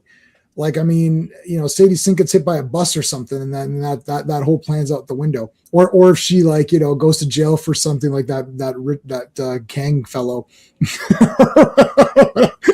Like, we were supposed to have Kang, and then he allegedly, I don't know if he hit his girlfriend or I don't know, something happened, and then that guy's been erased. Cred was supposed it's to not a bring- hill I'm trying to die on. I just was like, when I saw No, that's a good I point, remember though. I like Madeline that. Pryor, and so I Could don't be. know.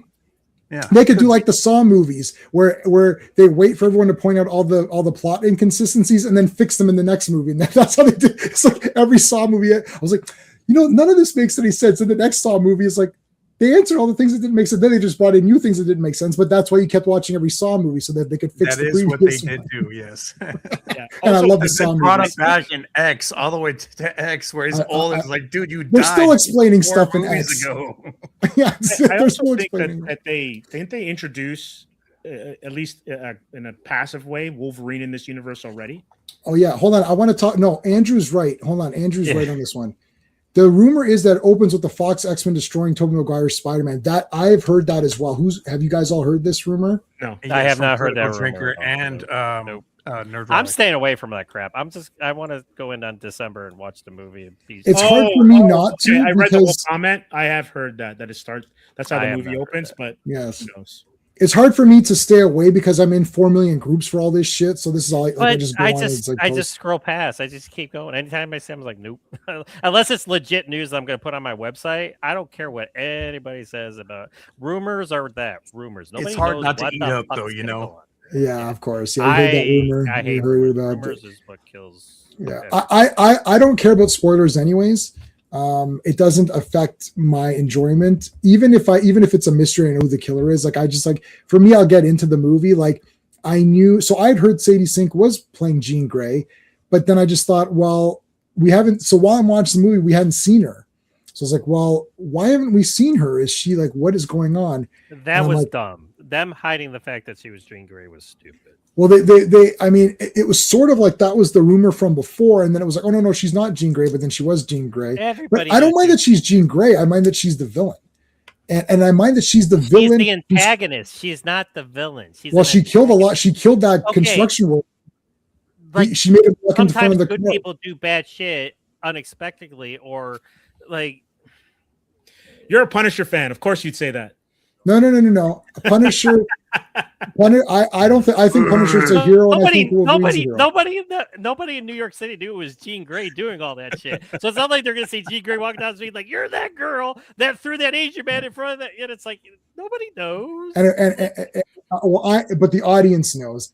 And so she killed a lot of that guy. Didn't do anything. He's a construction worker, so he probably had a bad life. And he had to work there, and it was crummy. He works in the heat, and she made him walk in front of a car, and then he got smashed to pieces. And also she caused a lot of damage with that tank. That woman's going to be in prison for her whole life who drove the tank. That because old they're not lady's gonna not going to jail. Of course she is. They're gonna- Peter was going to tell him like, No, she's going to jail. And Oh, Hulk's insane now in an insane asylum. She caused a lot of damage for someone who's not the villain. This is the kid. You know what were you? Who was with me with Sean the other night when Sean's like, was destroyed mentally because of her sister. Of course, I mean, like, but all the Man- villains are destroyed mentally. So is Green Goblin. Like they're all right, destroyed mentally. I They're still villains. know, but No, John. Wait, John. Are you saying that she wasn't the villain, but she was the villain? She caused a lot of damage. She was an antagonist. She wasn't the villain. She didn't turn out. So to be who is the villain? There There's no really villain. is no legit, because then Damage Control, like Metzger, like turns out to be kind of like the villain at the end, but they're just an organization. Yeah, It's Damage misinformed. Control was supposed to be Yeah. the big villain. you Yeah, know, so like- that was the big reveal. Like Yeah. because then she turns Oh. into a sympathetic character, because like then they show the scene with her sister. It's like, yeah, I know bad shit happened around her. shit happens, and I'm sure she's gonna have to live with it for the rest of her life. Yeah, But except and the people who are dead won't have to live with it for the rest of their lives because they're dead. the Punisher killed an undercover cop in Warzone. I already said that. He's gonna have to walk around. Well, with that's that not the forever. MCU Punisher though. I And- know, but and- whatever. But the thing is, but you're missing the point. Punisher does kill people. The X-Men don't. And when Jean Grey turns into Dark Phoenix, we're gonna be like, oh yeah, you were already Dark Phoenix, but in the last movie, weren't you? It's like, no, that was before I was Dark Phoenix. Like, that was before you were Dark Phoenix. Whoa, that means you're a total bitch. It's like, no, my sister was kidnapped. It's like, well, your sister was kidnapped and you have all these powers, so why don't you use them in a less violent way to find out where she is, as opposed to why does she need to mess with Peter's mind and all this random stuff? It's just so weird. Like, she's pretty dastardly. Like, this is all this she is had not to do was jump in that guy's mind. The main guy from the damage control. All she had to do was to jump in his mind and figure out exactly what happened. yeah, Like, like this and is that's what she was doing. But the guy was literally walking on the street talking to Spider-Man during that whole calamity with the tank. yeah, he was right She could there. have got to It's him weird. any time. She didn't have to break all the Yeah, way it's up into weird. the building and everything with the Hulk and everything to finally get him in some dark back room, safe room, to finally get into Yeah. his head. She could have chose any time to get to that guy. Can I say that they weren't nice people before that?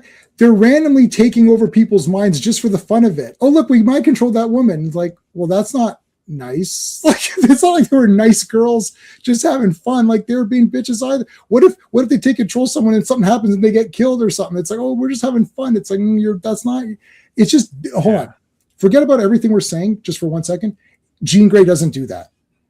Period. So whatever excuse in the movie they made, whether you think it's a full-on 10 out of 10 villain or where you think it's like a 3 out of 10 villain or whether you think it's just an antagonist, Jean Grey doesn't do that, period. So it's wrong. Whether it And makes that's sense why in the I thought it was movie, Madeline Pryor. Yeah, that's Right, why it's that's wrong. exactly what made it. And so the only reason they think it's Jean Grey is because they scanned her face. And then when they right. scanned her It could be face, Madeline. yeah, they looked up what her face brought up was Jean's Grey profile. Yeah, And then that's why they thought it was her, because it looked like her. And I'm not trying to keep beating that into the ground, but what I'm saying is that, so I just think it's just too convenient. Like and maybe that's what they're doing. Maybe they just wanted this movie to be just like super cut and dry, and that's exactly who it was and everything. But then she rides off into the sunset, and you don't really know. Yeah, if it's Madeline Pryor, then that would be way better, because then if it like what you're saying, Steve, it doesn't logistically make sense or it ruins a relationship. I'd rather have that than Jean Grey being a antagonist, if we want to be the nice word about it, the nice word antagonist, because I can't find my sister. Well, you know what? I can't find, if I lose my dog, I'm not going to go murder people to find my dog, like, or whatever. Hey, Truth, how's it going, dude? Agreeing with Jamie makes me want to see professional help. What do you mean professional? Truth, I'm trying to help you out, buddy. We're trying to help you out. You got to accept the truth. You got to accept the J-Man truth. Okay, is Jean going to be the new Supergirl? No. Well, Jean's in a movie that made money. So Dan, so she won't be the full-on Supergirl, that's for sure. And people don't think she's actually, Supergirl is worse than Jean Grey, because Jean Grey still has a purpose.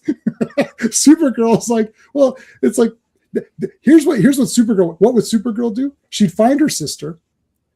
My sister's alive! Yay! It's like, oh, you see this innocent janitor who just happens to be in damage control? I'll just kill him too while I'm here. It's like, he's part of damage control. That would be what Supergirl would do.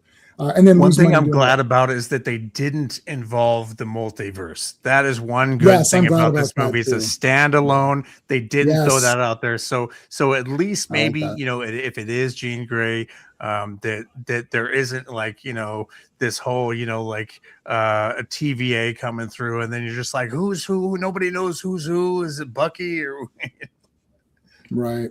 Yeah. It's nothing weird. Like, again, and to go back to, okay, so Steve, you were so wait, Headcase, what did you give the movie out of 10, or how do you rate movies, like out of 5 or 10, or do you rate them? I can go out of 10 here. So I'm gonna say that the swinging spider man, swinging around the city and all that stuff was amazing. Good graphics. It was really, really good.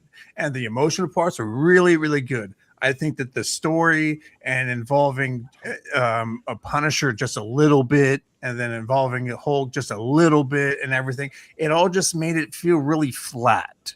So, I'm going to give it a 7 because of the emotional parts, and in this movie, this is Tom Holland's, in my opinion, best performance. Yeah, easy. He's very emotional and really good, likable. And, yes. Yeah. And so I think it deserves at least a 7. I'll give it a 7. I mean, I'm getting like, I'll watch it again. I'll get the 4K, whatever. And I'm going to be somewhat okay. The only reason I can somewhat see myself like being slightly better with Jean Grey's because you had Case, I'm going to pretend it's Madeline Pryor, whether it is or not. I'm just going to pretend it's her. But then also because, as I said, we're never going to get a proper X-Men movie in my lifetime. I've come to the conclusion that I may as well just forget that. So I'll just focus on the good parts. It is called Spider-Man Brand New Day. Spider-Man is the best character in the movie. It's the best costume that I think we've seen. The swinging around is awesome. Him helping people is awesome. Helping with the cops. Him and Punisher are great. I liked Punisher a lot in this one. I haven't liked Bernthal since season 2 of Daredevil, but I liked him in this one. I liked, I think Savage Hulk coming back is better because, that other Hulk was bullshit. I actually like their talk. I like when he's like saying, "Oh, you got this whatever thing," and he's like, "You're not one of my students," because the students, they're just sitting there like, "Oh," they just want to hear talk about Avengers. I love that she asked, and then about the why doesn't Thanos just make more food, and he's like, "We have a response for that," and then the guy's like, "Oh, it's bad." She's like, "That's the response." That is great because they know that that's a dumb. It's like that entire thing is dumb. Hey, Andrew, how's it going, dude? Andrew, man, how's it going? Oh, wait, we got 2 Andrews in here. Mm-hmm. And let's pull Daredevil with them. Daredevil in there would be great too. I give it a 7 as well. This is his best Spider-Man, which is saying, well, I think it is. It's not saying much if you look at the other movies, but I think it is saying something when you look at this movie. I think this was Zendaya's best movie that I've seen her. It's her best performance in any movie that I've seen her in. They actually made her look pretty in this movie. She looked very pretty in this movie. She did. And I felt, I felt for the, what the thing is, because they used her in small doses, like her kind of reaction comedy and her talk back points or whatever, they used them very small. So they actually made them funnier. Like when Frank's like, "I only got 1 rule. You don't do this. She's like, "Oh, so 3 rules." I actually laughed. I was like, that was very funny. But because she wasn't in it the whole time saying her shtick, and she did perform well when she was under the spell of Madeline Pryor, which is now what I'm going to call that character. Yeah, there was no scowling awesome. Either. If you remember, yeah, she didn't have the Zendaya face or whatever. She didn't do that in this movie. She nope. I think maybe enough people when they say that to you, maybe you do go and analyze yourself or your a PR team's like, hey, maybe just don't scowl in this movie, and if you just don't do that, then people like you more. Yeah. You know what? Zendaya. So one thing I saw, there's a channel I watch, which I'm not going to mention, but a channel I watch, and they were talking about Zendaya, and her public profile is like 10 out of 10. She follows 0 people on Instagram. She doesn't repost shit.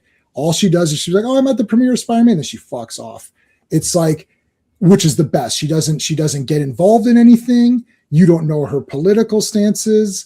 You don't know what she is endorsing, what she's not. She doesn't even follow Tom Holland in the event that he follows, because Tom Holland is a super funny guy in interviews and he just says anything, which is great, which makes him actually really fun. The thing with Tom Holland is that he pretty much is that character in real life, which makes him even more fun because you see him in interviews, he just says random shit. Like they can't shut him up. He spoils every movie. It's the best. I love it. So he was that's very. Why he and Ruffalo can't be in press tours together. Ruffalo's brutal too on stuff, right? But so all the spot, and here's the thing: I think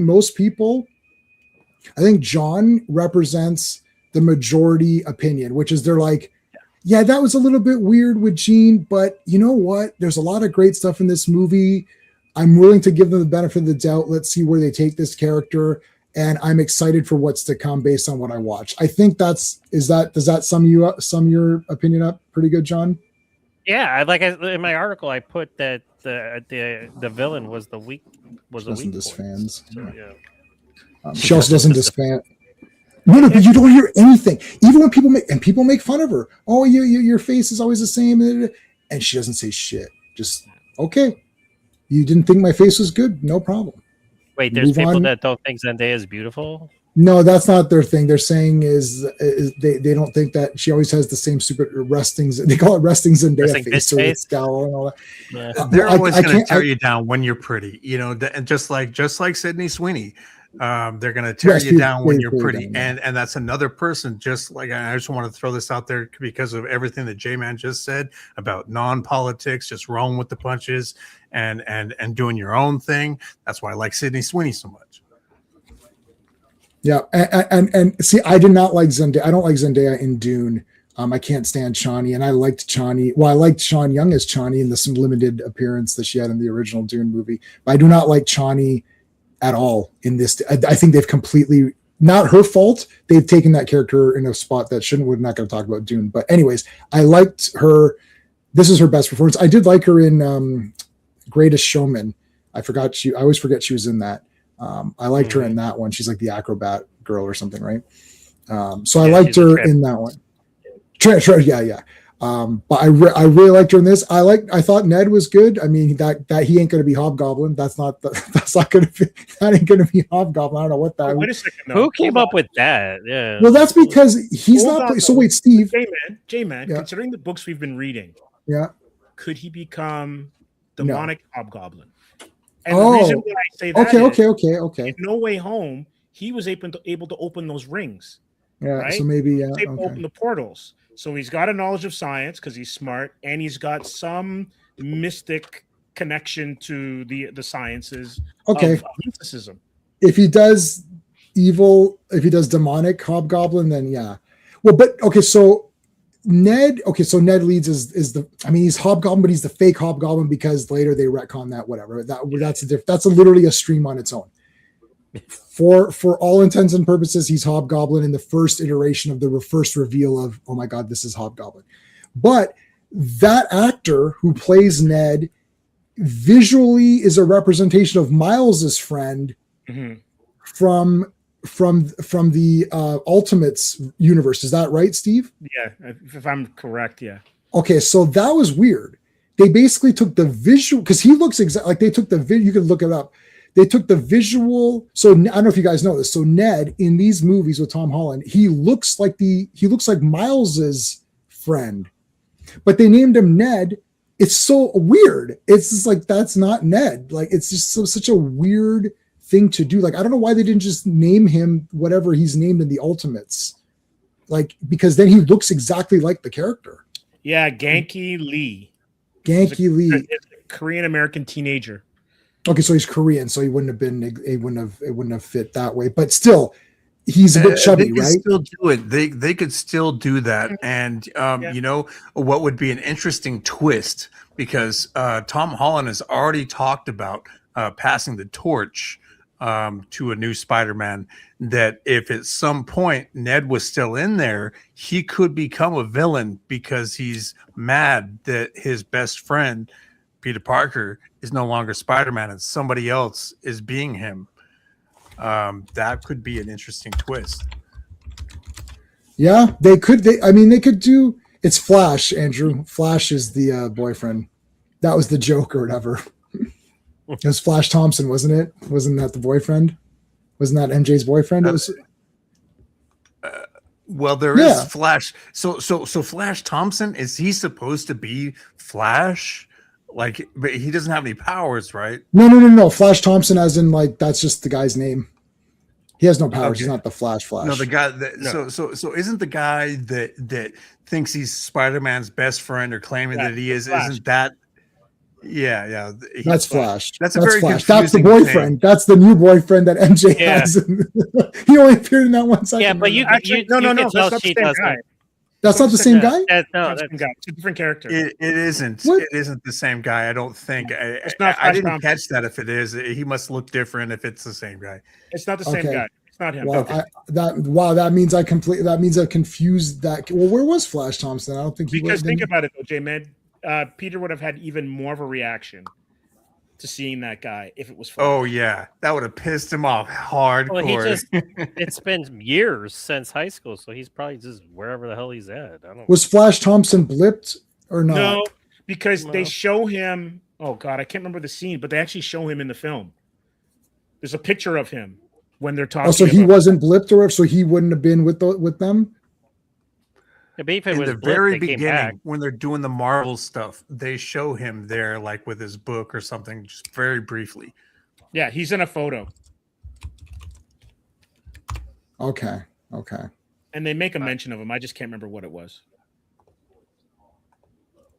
I'm gonna check. Yeah, if he's in this movie, correct me if I'm wrong, but I don't think I am think gonna they just check because I wanna see X-nayed it, him but- from the whole movie. Yeah, no, he's in the movie, but he's not. It's as an image. It's not him as Yep. speaking role or anything. You're Yeah, absolutely so he's not in the movie. He was in No Way Home. He wasn't in. He's not in this movie. Wow, I thought that was him. I thought, oh no, Flash became the boyfriend. That's crazy. And after all these years, I actually kind of feel like that was a good comic relief. I did not like that guy the whole time. But I'm like, okay, like now that I've seen him not there, I'm like, maybe they should have brought him in, just for a quick little cameo, just to show where he was at. Because he was the first one to get into MIT before all of them did. Okay, so Yeah, they show him that in the would've been- beginning. So I thought for some reason it was him. So it's just an unnamed. It's a rando boyfriend. It's just like a random I new boyfriend. think who so. doesn't matter. Yeah. Yeah, and maybe that's probably the best way they should have gone with it. I don't think MJ would have been into him anyhow. But she was throughout the movie. She the way she talked about him after the fact. I forget where it was. I mean, but you could tell she wasn't that into that guy. She wasn't like she was going to marry this guy. We got 14 votes. Somebody voted. 7% gave it 2 out of 5, which probably is just one person. So one person gave it a 2 out of 5. 14% gave it a 3. 50% gave it a 4. And 29 gave it a 5. So 50, 60, 70. So 80% of the people gave it a 4 or higher. This is very, very much on track to be the highest grossing movie of 2026. It'll be the highest grossing movie of all time because maybe, but this is gonna go ahead. Sorry. Yeah. Go. You go ahead. No, I was just gonna. This being so successful, like whatever doubt people had about Doomsday, this is just gonna propel them to go see Doomsday. Even all right. So look, yeah, that's a good point. Avatar Part 1 is 2.9 billion. So I mean, I don't know. Like this might, it's gonna make 2 billion. I think it's a billion already. It just came out.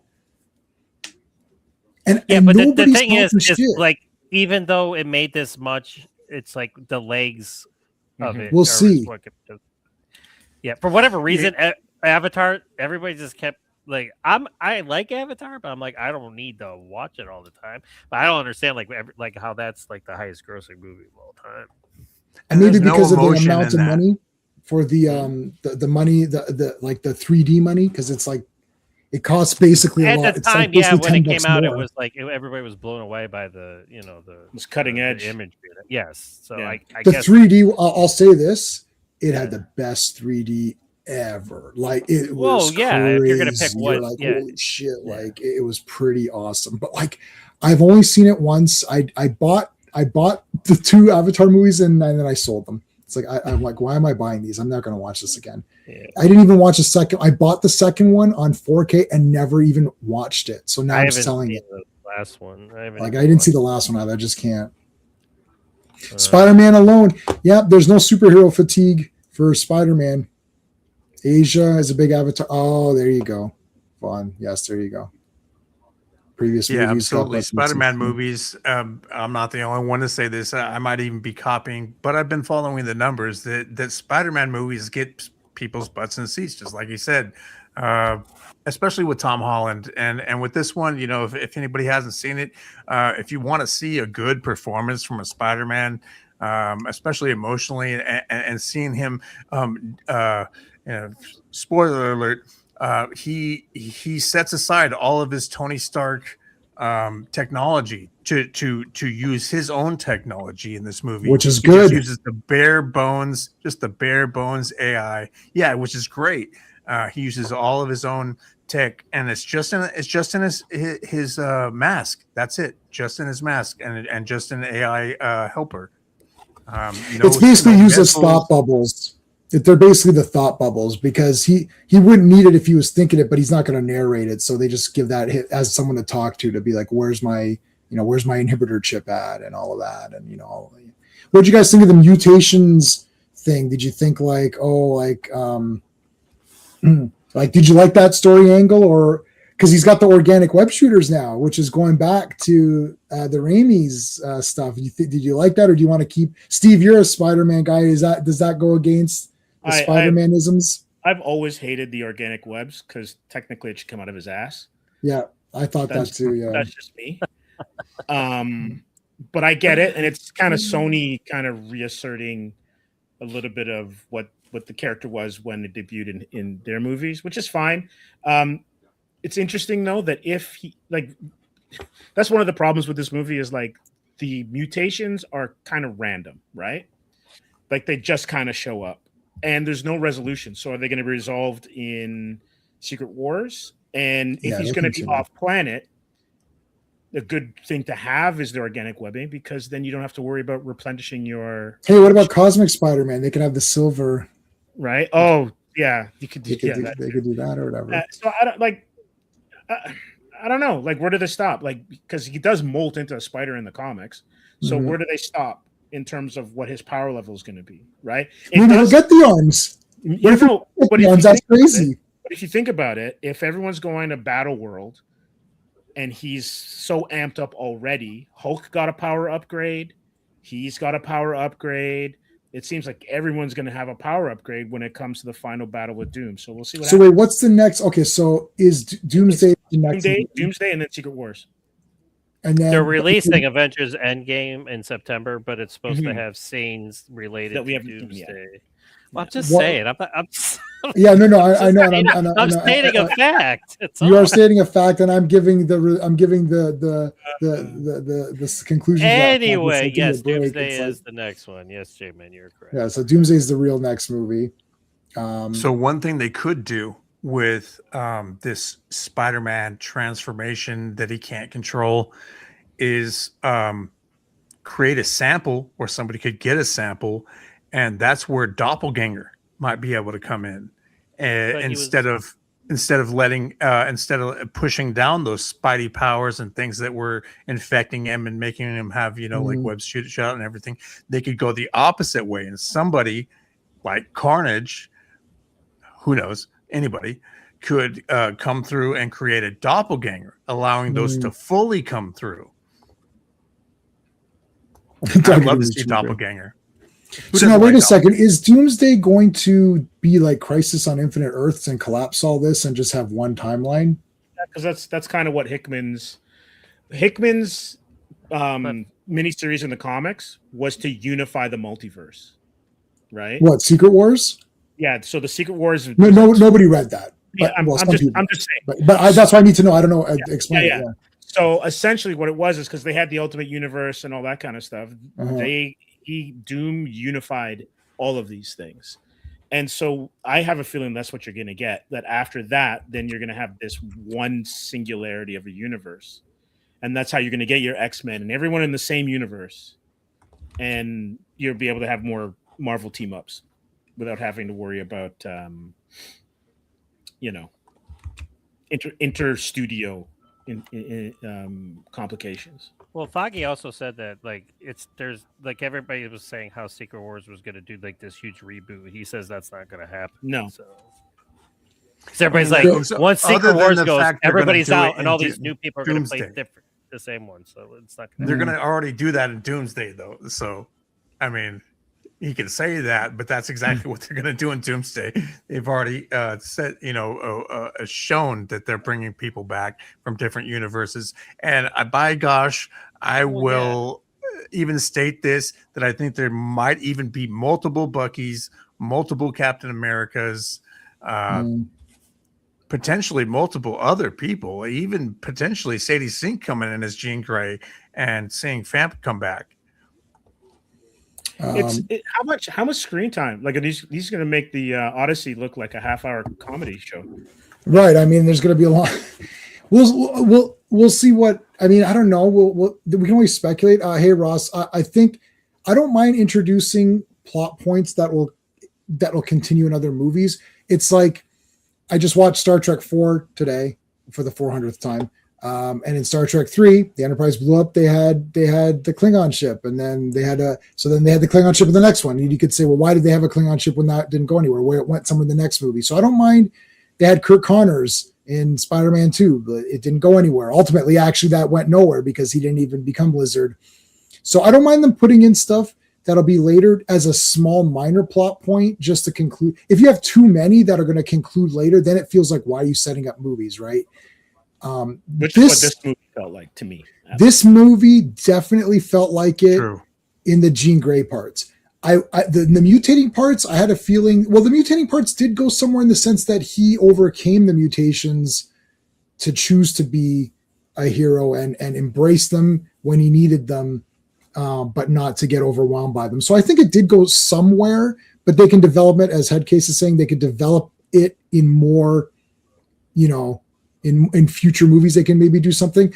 Jean Grey is a super duper total setup for look, whether you like that angle or don't like that angle, the fact of the matter is that someone said, because it's like, if we all sat at a round table and picked 5 more friends of ours, so I'll sit at a super round table and be the friggin' Knights of the Round Table and be like, all right, Spider-Man, the 10th movie or whatever we're on now. 10th movie, who should be the villain? Boom, boom. And someone's going to be like, oh, I like Puma. It's like, oh, okay. How about Boomerang? How about Tombstone? Okay. How about Negative Man? How about, so people start throwing out super random. Rhino. Names, right? Rhino, a better Rhino, Tarantula, right? And then someone's like, Jean Grey. I'm like, you're in the wrong office. The X office is over there, and Jean Grey's not a villain yet, dumbass. Go back, get your ass. And so I was like, oh no, let's do that. Huh? This is so weird. Just on this, if I just say to you, who's the villain? Well, the first villain is Green Goblin. Yeah, Green Goblin's one of the top guys. Okay. Next one, Doc Ock. Yep. Doc Ock. Sandman. Yeah, shit. Yeah. Venom. Yeah, he's got to be in those movies, right? Then you got like Vulture. Yeah, shit. Vulture. Got to have Vulture. Shocker. Right. Forget though. Electro. So has their villain verse. So some of the villains they could have used had their own standalone films. Yeah, Craven, right? So you have all these villains. It's like Jean Grey is not who's your. If I said give me your top 50 Spider-Man villains, is Jean Grey? It's like so weird. Like it's like it's like wrong universe. Like it's the wrong brand, and she's not a villain, and she's on the wrong brand. So it's too. So it's clearly to set up X-Men because there's no other reason for it. Why wasn't it just Emma Frost? We could have had the same thing, just make it Emma, and then that's the end of it. No, Venom, and he's not a villain really anymore because they kind of trashed that storyline as him being a villain. But Venom, they teased Tom Holland's Spider-Man in the last Venom movie, and then they never did anything with it. Mm-hmm. They literally showed him in the same universe. That's because box office and nobody will go in to see those movies. Yeah, Venom is because Venom needs to be created from Spider-Man because the symbiote hates Spider-Man and Eddie hates Peter. Yeah. You cannot get that villain is one because Craven was a hunter. Yeah, like Craven was a hunter before Spider-Man came on the picture. Craven was already an outside hunter. So even though that movie actually gave me a heart attack, but notwithstanding, it's like, did it work or not? Who can say? You could say it's not. That wouldn't work. But he was a villain before Spider-Man was around. So Spider-Man was around. Craven was hunting people, and then he's like, "Oh, I'm going to hunt the Spider-Man guy." But Venom is specifically created from Spider-Man, so you cannot make a thing outside of that. Here's the crazy thing, right? Yeah. Where does he get the suit? In Secret Wars. He needs it because his suit's destroyed. The web shooters are all busted. We'll be reading Secret Wars live on this channel in 2 weeks. Go ahead.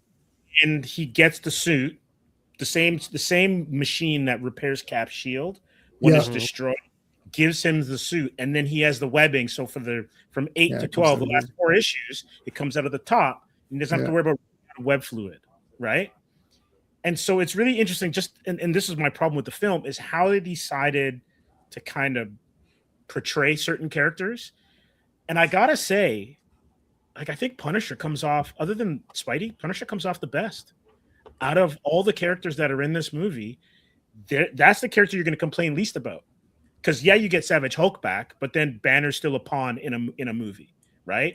How many times And has he just gets getting shafted, man. that Like, gets beat up? Avengers 2, Age of Ultron, got his ass beat by the what is it, the Hulkbuster Hulkbuster. armor. He really didn't do anything in Infinity War on Wakanda, right? Because he's in that He's in the armor. Yeah. Yeah, I know. Like Banner. I don't Spidey know. and Punisher come out the best. Jean is absolutely like destroyed, or Madeline, Yeah. right? If we're gonna go that way. And so that's my issue, and it's all for setup. It's so, as a film divorced of anything else, you walking in there and you're like, am I going to be entertained? And I think this is where, John, you're 100% on this. Absolutely entertaining. Like, set pieces are great. It's bright, it's colorful, it's funny, lots of action.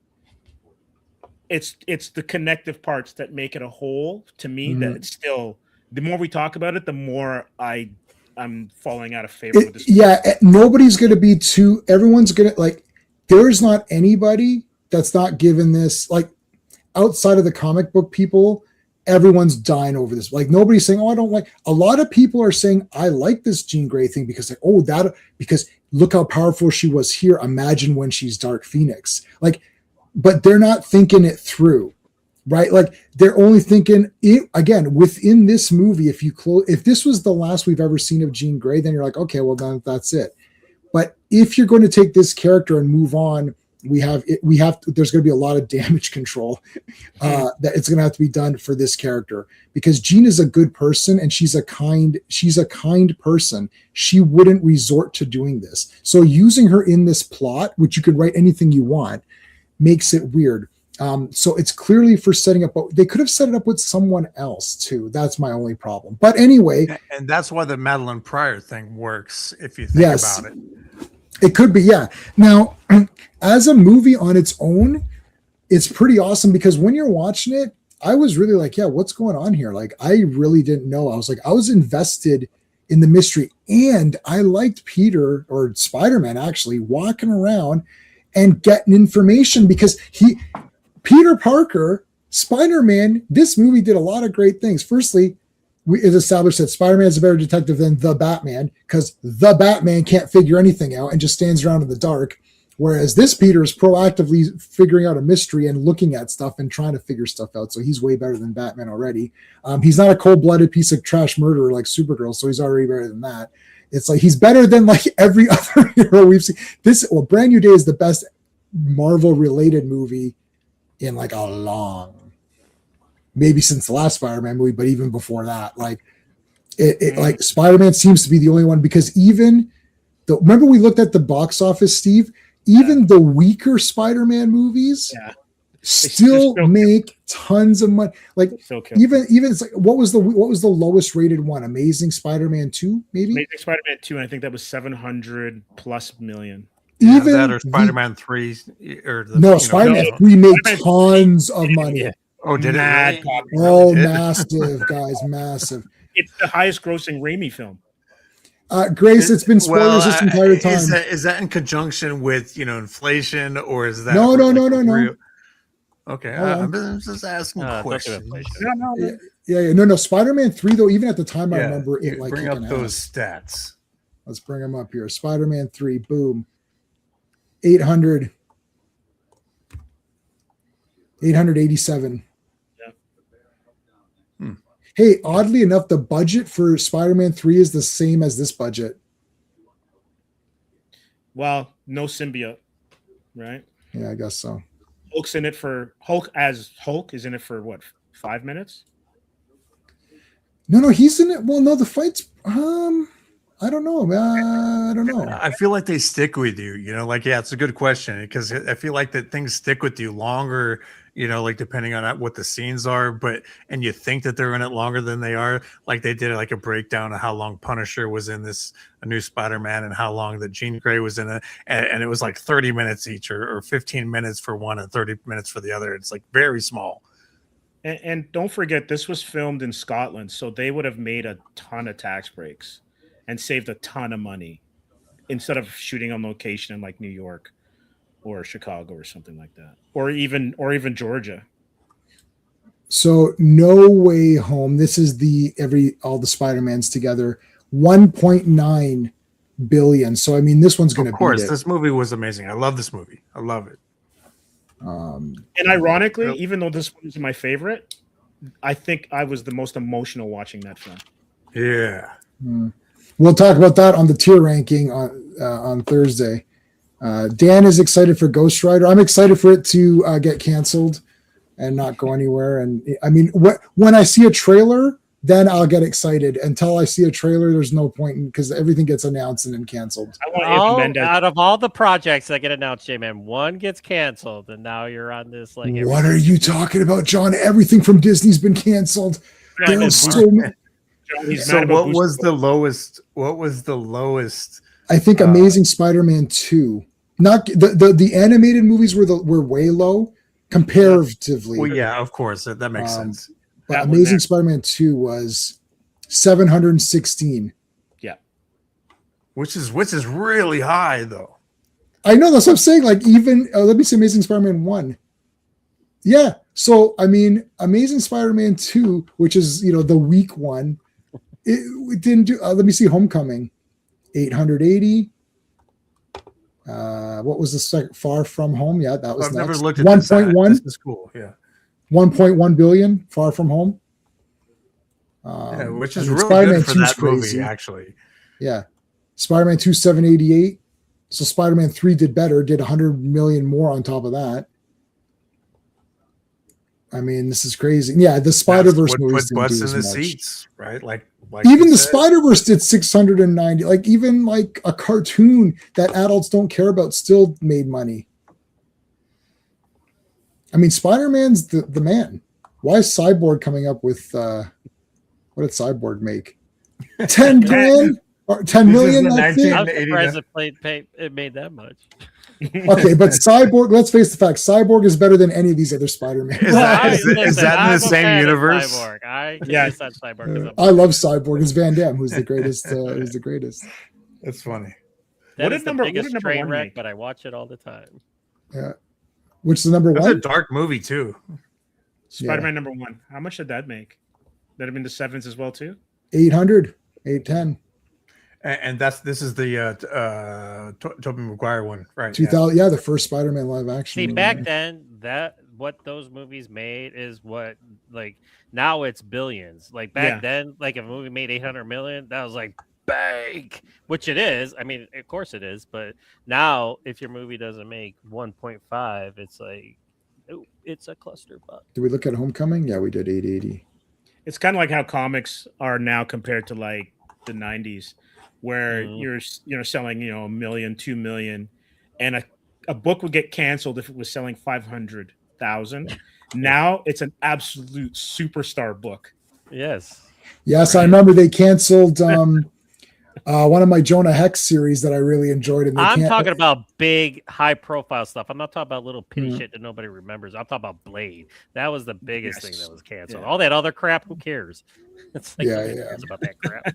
But I mean, Blade? Again, Blade was going to be, it's about his daughter and stuff. Well, yeah, they got a 2-time Academy Award winner announced on stage at San Diego Comic-Con. Do you think Kevin Feige wants to take pie in the face for that? Yeah. He said he feels like a loser for it. He said that. He's like, I feel like a failure. That's you are up. a failure, He's but like, for other reasons. We wanted to do Blade with this 2-time Oscar winner, and we couldn't get it done. We couldn't figure it out. We couldn't crack it, and I feel like the biggest idiot. So, because he is the biggest idiot because they're not going by the obvious thing. Oh my God, Kevin Feige. Yeah, you could see as soon as it became all about him, it's like fart noise movie. It's like fart noise. No, was that JPEG guy? What was that guy's name that took over Disney that greenlit Kevin everything? Feige doesn't know anything. okay, out of everybody that was ever announced, the easiest movie to make is Blade. It's like you have a guy who has martial arts who kicks the shit out of vampires. Blade No, is the but, like- easiest character to make. There's nothing to figure out. Like the first Blade movie, it's like Wesley Snipes kicks the shit out of people.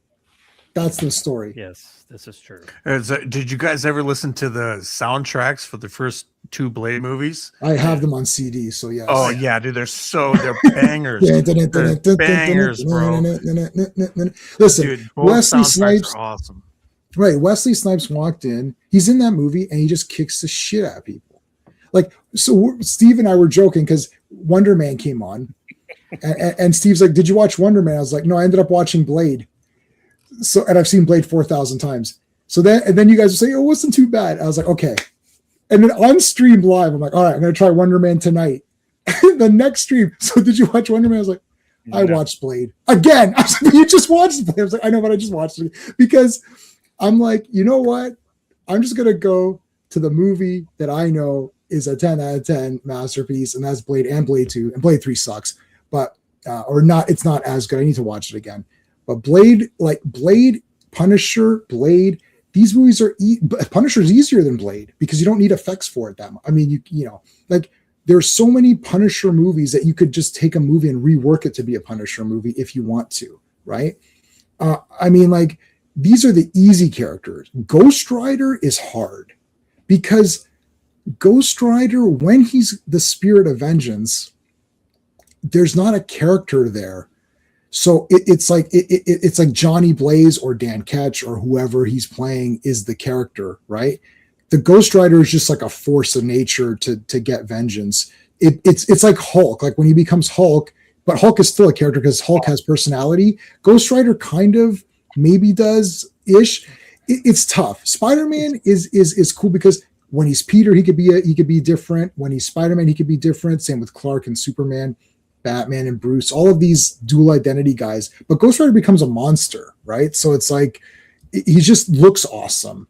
So that's why they don't have many Ghost Rider. Like when you see like even in Nicolas Cage movies, which I didn't think were that bad, when he's only Ghost Rider for like 10 minutes or something. Like I mean, it's mostly just Johnny Blaze walking around. So is Ryan Gosling playing Johnny Blaze or Dan Ketch? Don't know. We don't even know. So they didn't even announce that. Like he's Ghost Rider. Well, which Ghost Rider? Like It's apparently off of a comic that Gosling read and liked, so we'll see. Well, the font they use, Sean and I immediately, because we're nerds, it's like, oh, they use the Dan Ketch font. Mm-hmm. It's like, yeah, but my response to that, to my own, like, so Sean said that, and my response was, yeah, I saw that, but my response to that is like, I don't think they know that there's different logos, so they're just putting a logo that they think, they probably picked the first one off Google. Oh yeah, that's it, Ghost Rider. It's like, that's not the Ghost Rider that you think it is. So I don't know, unless he is going to play Dan Ketch, in which case will Nicolas Cage be Johnny Blaze? Well, I can see that, and I want Eva Mendes to show up again. She could show up in anything, and that's and the less. Well, she's married to Gosling, so she. That's what I'm saying. In this movie. Oh, is she married to Gosling? Is she? Yes. Yeah. That's why I want her in it. She'll. Yeah, that's why. If anything, yeah, Eva Mendes is a marvel. Yeah. Yeah. She is an attractive lady. No yes. pun intended. Yeah, John, Well- did you ever read the Cosmic Ghost Rider stuff with Frank Castle as Ghost Rider? Did you ever read any I of that? liked it. Yes. What did you think? J-Man liked it. Did you like it? I liked it. I like War of the Realms. I mean, I don't care. Like you put Punisher in it. Like I guess I'm telling like you. I guess I'm biased. Like because like it's like the movies. Like people Right. hate certain movies or like certain movies. I like them all for different reasons. But So- wouldn't this be an amazing animated movie or an animated They series? should do that. That'd be Instead of awesome. Oh What hell If? yeah! They would Instead of never What do If, it though. give me because- that. Yeah. Well, yeah. If you're gonna announce, just- yeah, exactly. I hope that Ryan Gosling can do it. I mean, they really need to tell him, it's like, dude, you got to play a badass in this movie. You got to screw all your other roles. You got to be a badass in this movie. You know, I like Ryan Gosling. I do too. He's a good actor. I just really want him to push him and be like, dude, you can't, no, none of that. You know what I'm saying? I know. He's It's been like, in what was that? Barbie and stuff. So you got to really push this guy like as just like a no F's given. Yeah. Has he done a bad movie? I guess we're gonna find out right now. Let's see. Trying to He was think. badass in The Gray Man. I mean, the movie overall wasn't that great, Let's but he did see. badass in it. I liked him in the Filmography. what was it, that movie he did with Russell Crowe, which was pretty funny, set in the late 70s. That was pretty good. Oh, shoot, yeah. Not the That's other like guys. acting- Not The other guys. Notebook is that looks pretty. That's pretty stupid. Like, I think and that's not. I think my wife watched about 10 minutes of Notebook and she's like, I I'm was done. going to say your girlfriend might disagree. No. Well, you- Let me, head case. I've been married for 17 plus The years. nice guys. Thanks, My- RR. The nice guys. My wife gives zero chances. She gives movies about like 15 minutes and she's like, I'm done. Whatever you think of me, she is 1,000 times harder critic, and she doesn't like any of these losery movies at all. Like she's like, oh, I can't. She's like, I want to watch, and she'll mention all the big movies that were coming out, and then she'll watch like 10 minutes. She's like, this movie's stupid. And then I'm like, and I can't really turn off a movie. I try to finish it at least, and then I'm stuck watching it. The Notebook was like the first like getting laid movie that I remember. Right. You know what I mean? Not sure. Blue reach out. Valentine is really good though. Drive. I like Drive. That was Drive cool. is I have good, that too. one. Ides of March. I didn't know he did that. yeah, good elevator fight scene. Gangster Squad. Oh, that was a good movie. Gangster Squad was pretty good. Yeah.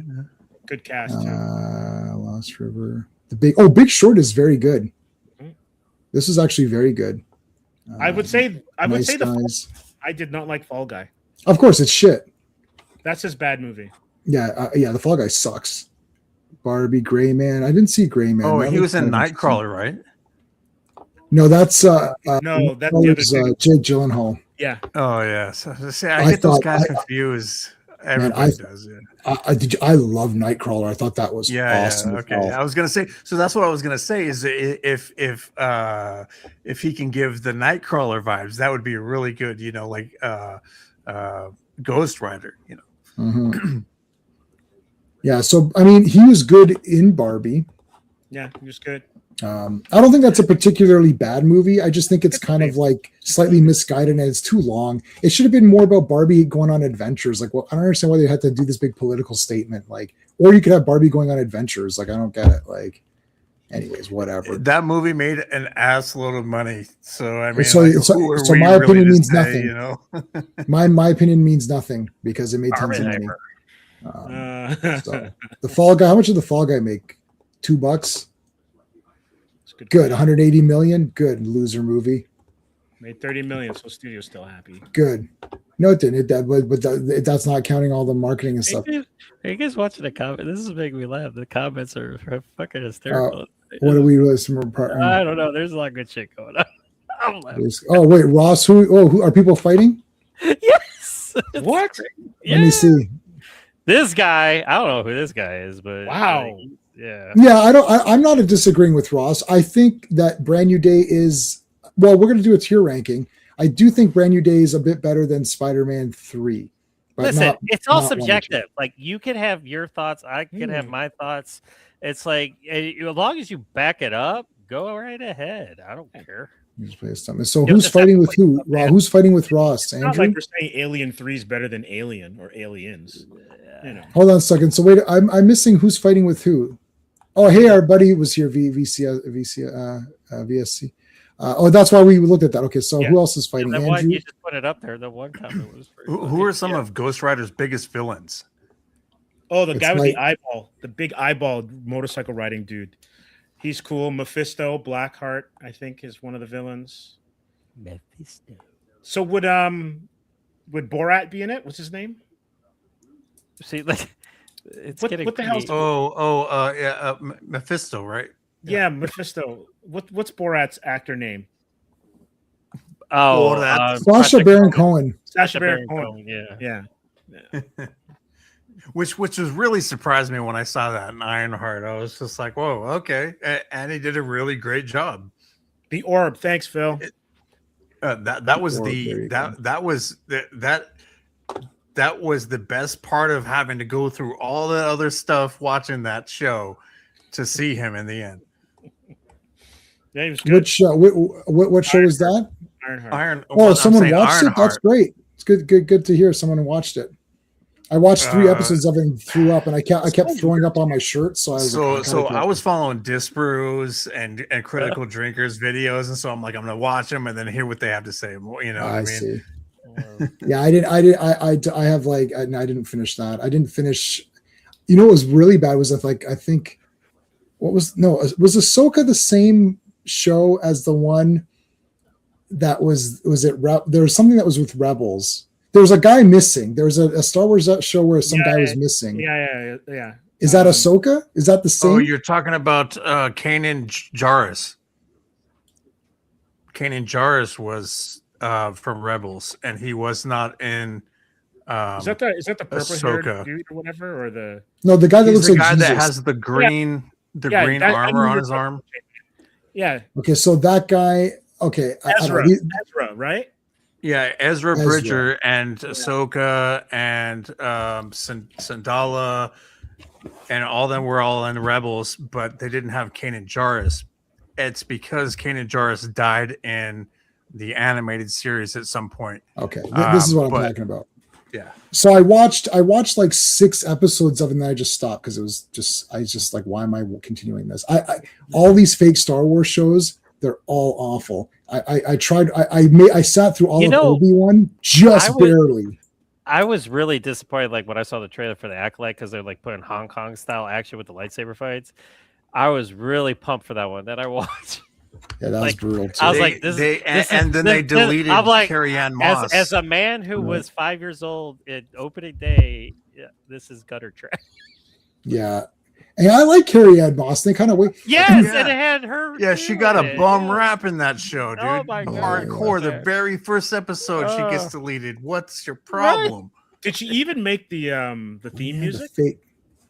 I think she Made got the hammered theme before the music? theme music. It, No, it was no. the very Made first the theme scene. The Yeah. very first scene in the show. Yeah. She's gone. Yeah, so come on. It's man. like you showed us her I- face like so many times in the trailers, and then I didn't even we're like, finish "Oh, it. Carrie-Anne wait, Moss, what- she's going I to be a tapped out. Jedi." I tapped out. Yeah, I think it Hold was on, like Wrecking Crew was in She-Hulk. She-Hulk. Yeah, Yeah. I Which think is the worst Executive show. Decision was the first time I had something like that happen to me, where I'm like, I'm gonna go watch a Seagal movie, and it's like, wah, wah. Yeah. Well, you got to early Seagal. It's not Yes, bad. yeah, it was good. I think when Seagal did that 45-minute speech, which they got down to 8 minutes and On Deadly Ground. Oh, on Deadly Ground. We did an Action Lead episode on how it's 100 minutes of everybody saying how great Steven Seagal is. Yeah, no, but that scene at the end was Yeah. legitimately about 18 minutes or something, and It was longer. it's They way cut longer. it. The studio was like, we can't air this whole thing. We This can't needs- air this whole yeah, entire this thing. needs- This needs to be edited. But you got to I'm not watch gonna- Space Ice's. I want to see Space the Ice full. is- I want to see his full speech. I want to see I gotta see it. myself. Even the speech we got seemed excruciatingly painfully But bad. it's- The it'll movie, be a the good movie actually time. wasn't so It'll be bad funny. until that speech came at the very end. There's It's like, some great action on Deadly Sure. Ground, like when he's going at the plant. Oh, it's like I thought it was awesome, but then it was like, and then you had the best part about the last thing. I know we're gonna talk, but the best part about On Deadly Ground was Billy Bob Thornton before he was a star talking about how great Steven Seagal's character was in that movie. yeah, that's how you knew that was fiction. You're like, I don't think this is real. It's like, Oh, so good. So- all right. So so- final thoughts on Spider-Man. I'm definitely going to order it for sure. It's this movie made me feel good about Spider-Man. And people loving it. It's not like I don't like usually when people like I always troll on Facebook. You guys, people who are friends with me on Facebook can see when I post something. There's like 300 comments and they're all triggered as shit. I just posted a tier ranking, and that is like trigger mania. Everyone it's like you drop a loses their mind. grenade. It's like you. Yeah, my favorite tier ranking was the tier ranking all the Predator movies, and I put Oh my one into God. it. I put one into at the top, and then that's all. And I didn't put anything Yeah, else. So I was like, no. that's all the Predator movies. And they're like, oh, where's all the other ones? I was like, I just ranked them all. I just did the tier ranking. I ranked both Predator movies. And they're like, well, They're so easy. It's like that was the easiest ranking ever. Oh my God, it was like the best thing ever. That was so easy. Part That's one one and of the two. things that I usually do when I like look at lists of movies. I'm like, where's Predator? You know, like in this I just line put of Predator movies. 1 and 2. It's like Or once I again, let me rank bring any up of the other one ones. guy that thought Prey was better than the original Predator movie. Yeah, so Oh, we've we're- unfriended him now. We were like, He, what? has been erased. I'm like, I beg your pardon. I'm like, Yeah. I did not hate Prey, but No, I I'm liked saying Prey it's a lot. better. Yeah, No, but The for first saying that it's- Predator movie is a One and two? masterpiece. I will die on that hill. That's one The, hill I the will second die one on. is also. Second one is amazing. It's as well. it's a different movie, but yeah, second one is it's arguably just as. And then what's I'm his with you, name? John. what Who's the psycho? Who's the psycho second one. actor in the you second could one? argue. You could Yeah, arguably Gary Busey. argue Gary that Busey, two yeah. is better than one. It's a freaking alien. I'm Yeah, with you. part 2. I like Predator 2 better than Predator 1, but they're both 10 out of 10, so it doesn't matter to me. And part 1's part yeah. 1. I Without part 1, there is like- no thing. like, So just make them like one movie. Where you have Yes. yeah, you can just make them one movie. two protagonists.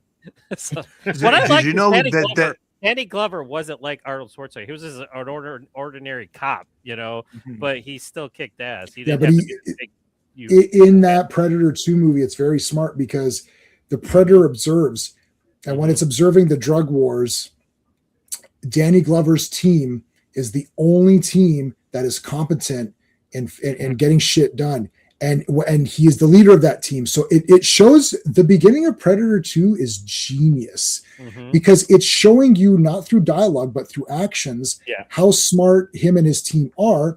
And then the fact that the Predator is seeing the same movie, we're the Predator because we're watching the same stuff happen. And as it's happening, you're like, oh shit, yeah, he's fucking getting shit. Because remember, they're trapped behind it. They're pinned down. Breaks the side of the car, gets the gun out, goes, saves them all, gets in there, takes everybody out. Now the Predator kills the Colombians. Okay, that's fine because he's hunting. But he sees that Danny Glover is badass and he's assessing it all. He doesn't care. He could have killed him right there on the roof. He was right there. He's like, this guy is more than, and Danny Glover saw him. He pointed the gun. He's like, whoa, what's going on? And the Predator paused. Why is the Predator scared? He could take that shot. The Predator's like, I want to see what this guy does. This guy's smarter than we think he is. Well, he knew he So- had a worthy opponent. He had a worthy opponent. Exactly. And then the way the rest of that movie plays out is genius because, and then as they add guys, like he adds the Lone Ranger, which is Bill Paxton. Mhm. Bill Paxton is doing little mini side missions, right? Which is the subplot. The subplot is the fact that the government knows about the Predator because of the events of part 1. So when they're hunting him down and they think they're so smart by getting the lights, they're like, oh, put the lights on and stuff. And we're going to wear the freeze suits. It's like when the Predator, you know what's so smart in that movie? The Predator changed its view and they didn't say anything.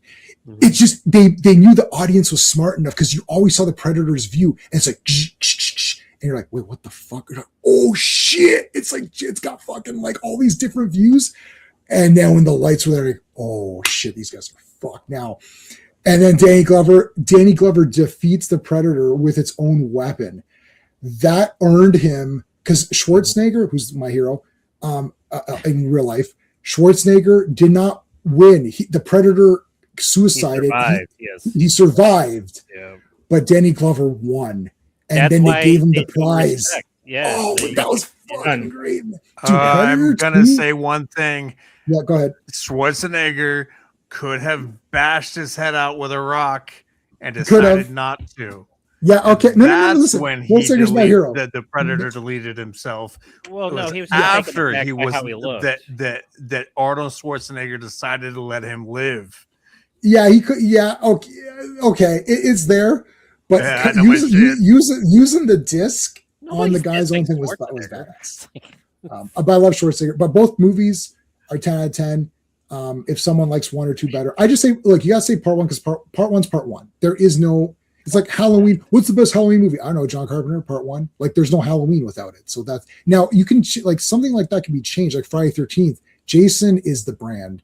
But now Jason, as we know him, is not till part 3. So Yeah. someone could argue part 3 or 4 would be the best, saying part 1 is just a derivative. It's just like, okay, it's a whodunit movie. Really, it's just a whodunit. And then part 2's got the bag, which, yeah, it's cool, but it's not, you got to look at the brand. Predator is the brand. The brand started with Predator 1. Jason is the brand of Friday 13th. Jason started in part 2. but really the iconic Jason started in part 3. So while you could say Friday 13 Part 1 is the best because there is no series without it, it doesn't necessarily make people's favorites because it doesn't really have Jason. That's why this Crystal Lake series is weird.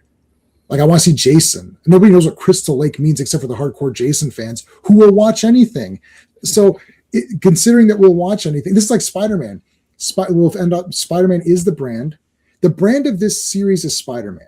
So the first thing when you walk into this movie, if you walk into the movie and walk out and Spider-Man was the awesome and was the best, you have to give this a positive review because you're going to see Spider-Man. Did you see Spider-Man? Yes. Was he good? Yes. Was there good drama? Yes. Was there good action? Yes. Does the costume look good? Yes. Are the effects good? Does he fight guys? Does he have a relationship with MJ? Is he teaming up with other? Yes. So that's it. Like, what? I know you want more, and in Spider-Man 2 you got more, but in this one you didn't get more than that. But what you did get was awesome. So it has to be a positive. Go ahead, Steve. Thing is a really tiny nitpick. Mm-hmm. Is that he walked around too much. I wanted him crawling on walls more, but I know, but he that, did, no, yes, that's a okay, nitpick. thank you. The one scene he did, I'm nitpick. like, and I watched it, I'm like, is that the first time he's crawling? Yes, exactly. what he- Yeah. I know. Yeah. I'm like, he should be on walls. He should be upside down. He should be. I hanging know, from but the- that requires a lot of He money. should be on the walls playing the Yeah. 70s music. Yeah. Yeah, That would be, thank you again. I saw it twice, and I both times I'm like, that's the first time he's crawling on well, he was on a ceiling, but yeah, Yes. so- Yeah. yeah. Yeah, So why- I mean, He I was don't- sitting yeah, who upside knows? down on a pillar. well, yeah, Yeah, he's there still- wasn't- that doesn't count. He wasn't crawling. I think that's just for money and budgetary reasons, really, obviously. Maybe, But yeah, who knows? Yeah, But I maybe love him it's walking like- around and talking when he's like he's in his like underwear and with the mask on. That's super funny. it's like- Of That course, was classic. Pete- That's classic Spidey. They did a lot of classic Spideys. Yeah, that's The only funny, thing they man. Had him do is like where because they don't have this relationship yet, and this is for another stream. Yeah, But like he doesn't have a friendship with Johnny Storm, so he's not running around with a paper bag over his head in an FF outfit. oh, that Right. was the best. Like there's that kind of stuff, right? Yeah. Right. But anyways, okay, so that's gonna wrap. We'll be back for a tier ranking on Thursday. John, do you have anything you want to let us know that you're getting involved in, or? I'm in New Hampshire right now. I'm technically on vacation, so I'm just posting rant. I'm doing reviews. I'm just I have a couple interviews to put out. I have Eric Jacobus I still have to put out. I have to do another gentleman who did an action movie called Badland Rising that I have to put out. So just bear with me. I'm way behind, but I'm getting there. All right, Steve. Going to be joining you and Sean for some streams coming up. I guess Avengers tomorrow. Avengers tomorrow, yes. Yeah, and on Wednesday we have our weekly kind of news hit, and we're going to look at some of the casting news that's come about, as well as look at I guess Samara Weaving is now. She's what's her name? Emma Frost. She's Emma Emma Frost. Frost. correct? That's great casting. Great casting. And That's can I great just casting. say, fantastic, by the Yeah. way.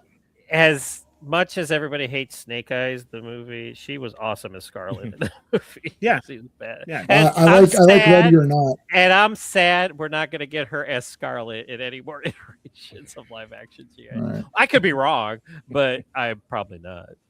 Because she's bigger now. She's a bigger Yeah. actress than she was back then. All right. And then, so what am I doing? I'm doing Avengers tomorrow. Tuesday is The Dentist on Pete's channel. That's a great horror movie, The Dentist. It's not scary. It's more like awesome. It's almost like Falling Down. You're kind of teaming up with the dentist because everyone around him is so annoying. Wednesday, we're doing Tom McFarlane's Sabotage, the X-Force crossover. Thursday is the tier ranking for Spider-Man live action. Plus, I'll throw the Spider-Verse movies in there. They're going to get ranked really low by me because I don't like those movies. And then Friday is Fantastic Fridays. So Fantastic Four. So I'm streaming every day next week. Headcase, you don't do any content, do you? No, I'm just I'm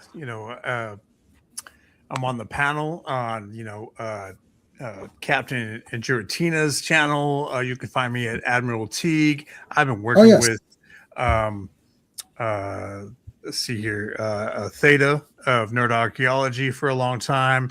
You can find me on Captain Giratina's channel here on next Wednesday. It's the Phobos. I do a lot of things on Mark D with the C. So Yep. I'm pretty much an admin over there, and I'm on the panel all the time. So if you guys want to see some more of my content, just go ahead and check me out there. Yeah, and Mark's link Mark D's link is in the description of all my videos and live streams, like going back for like He does the years. same thing for you, bro. I know he does. Yeah, so I've always had his link in there. So there you go. We'll be back to talk about that, and yeah, so that's it. Now I gotta catch up on like 7 hours of SummerSlam or whatever it was. I mean, now there's gonna be a day where the SummerSlam's gonna be 7 nights or something stupid. It's just like wrestling's not that important. It doesn't need to be 6 hours. Like, I'm sure you can get these matches down. Anyways, WrestleMania's 2 nights now, is it? WrestleMania 2 nights? yeah, SummerSlam's 2 nights. Why? It was Advertising, last night and today. advertising, man. Well, yeah, damn it. more money. There you go. Yeah. Yeah, I watched night 1. Night 1. I watched. Remember night back 1 in the already. days where you're like, SummerSlam was awesome? You know, best AAA day. Wagner Brothers. Oh my God, love what the Wagners. Anyways, that's a whole different thing. Aldis versus Gunther. Yeah, I mean, my buddy's like, oh, I thought Aldis might win. Yeah, right. All right, guys. We'll see you tomorrow. Good night. Hey friends, you've just been listening to J-Man, and he is the smartest person who ever lived. So make sure you like and subscribe.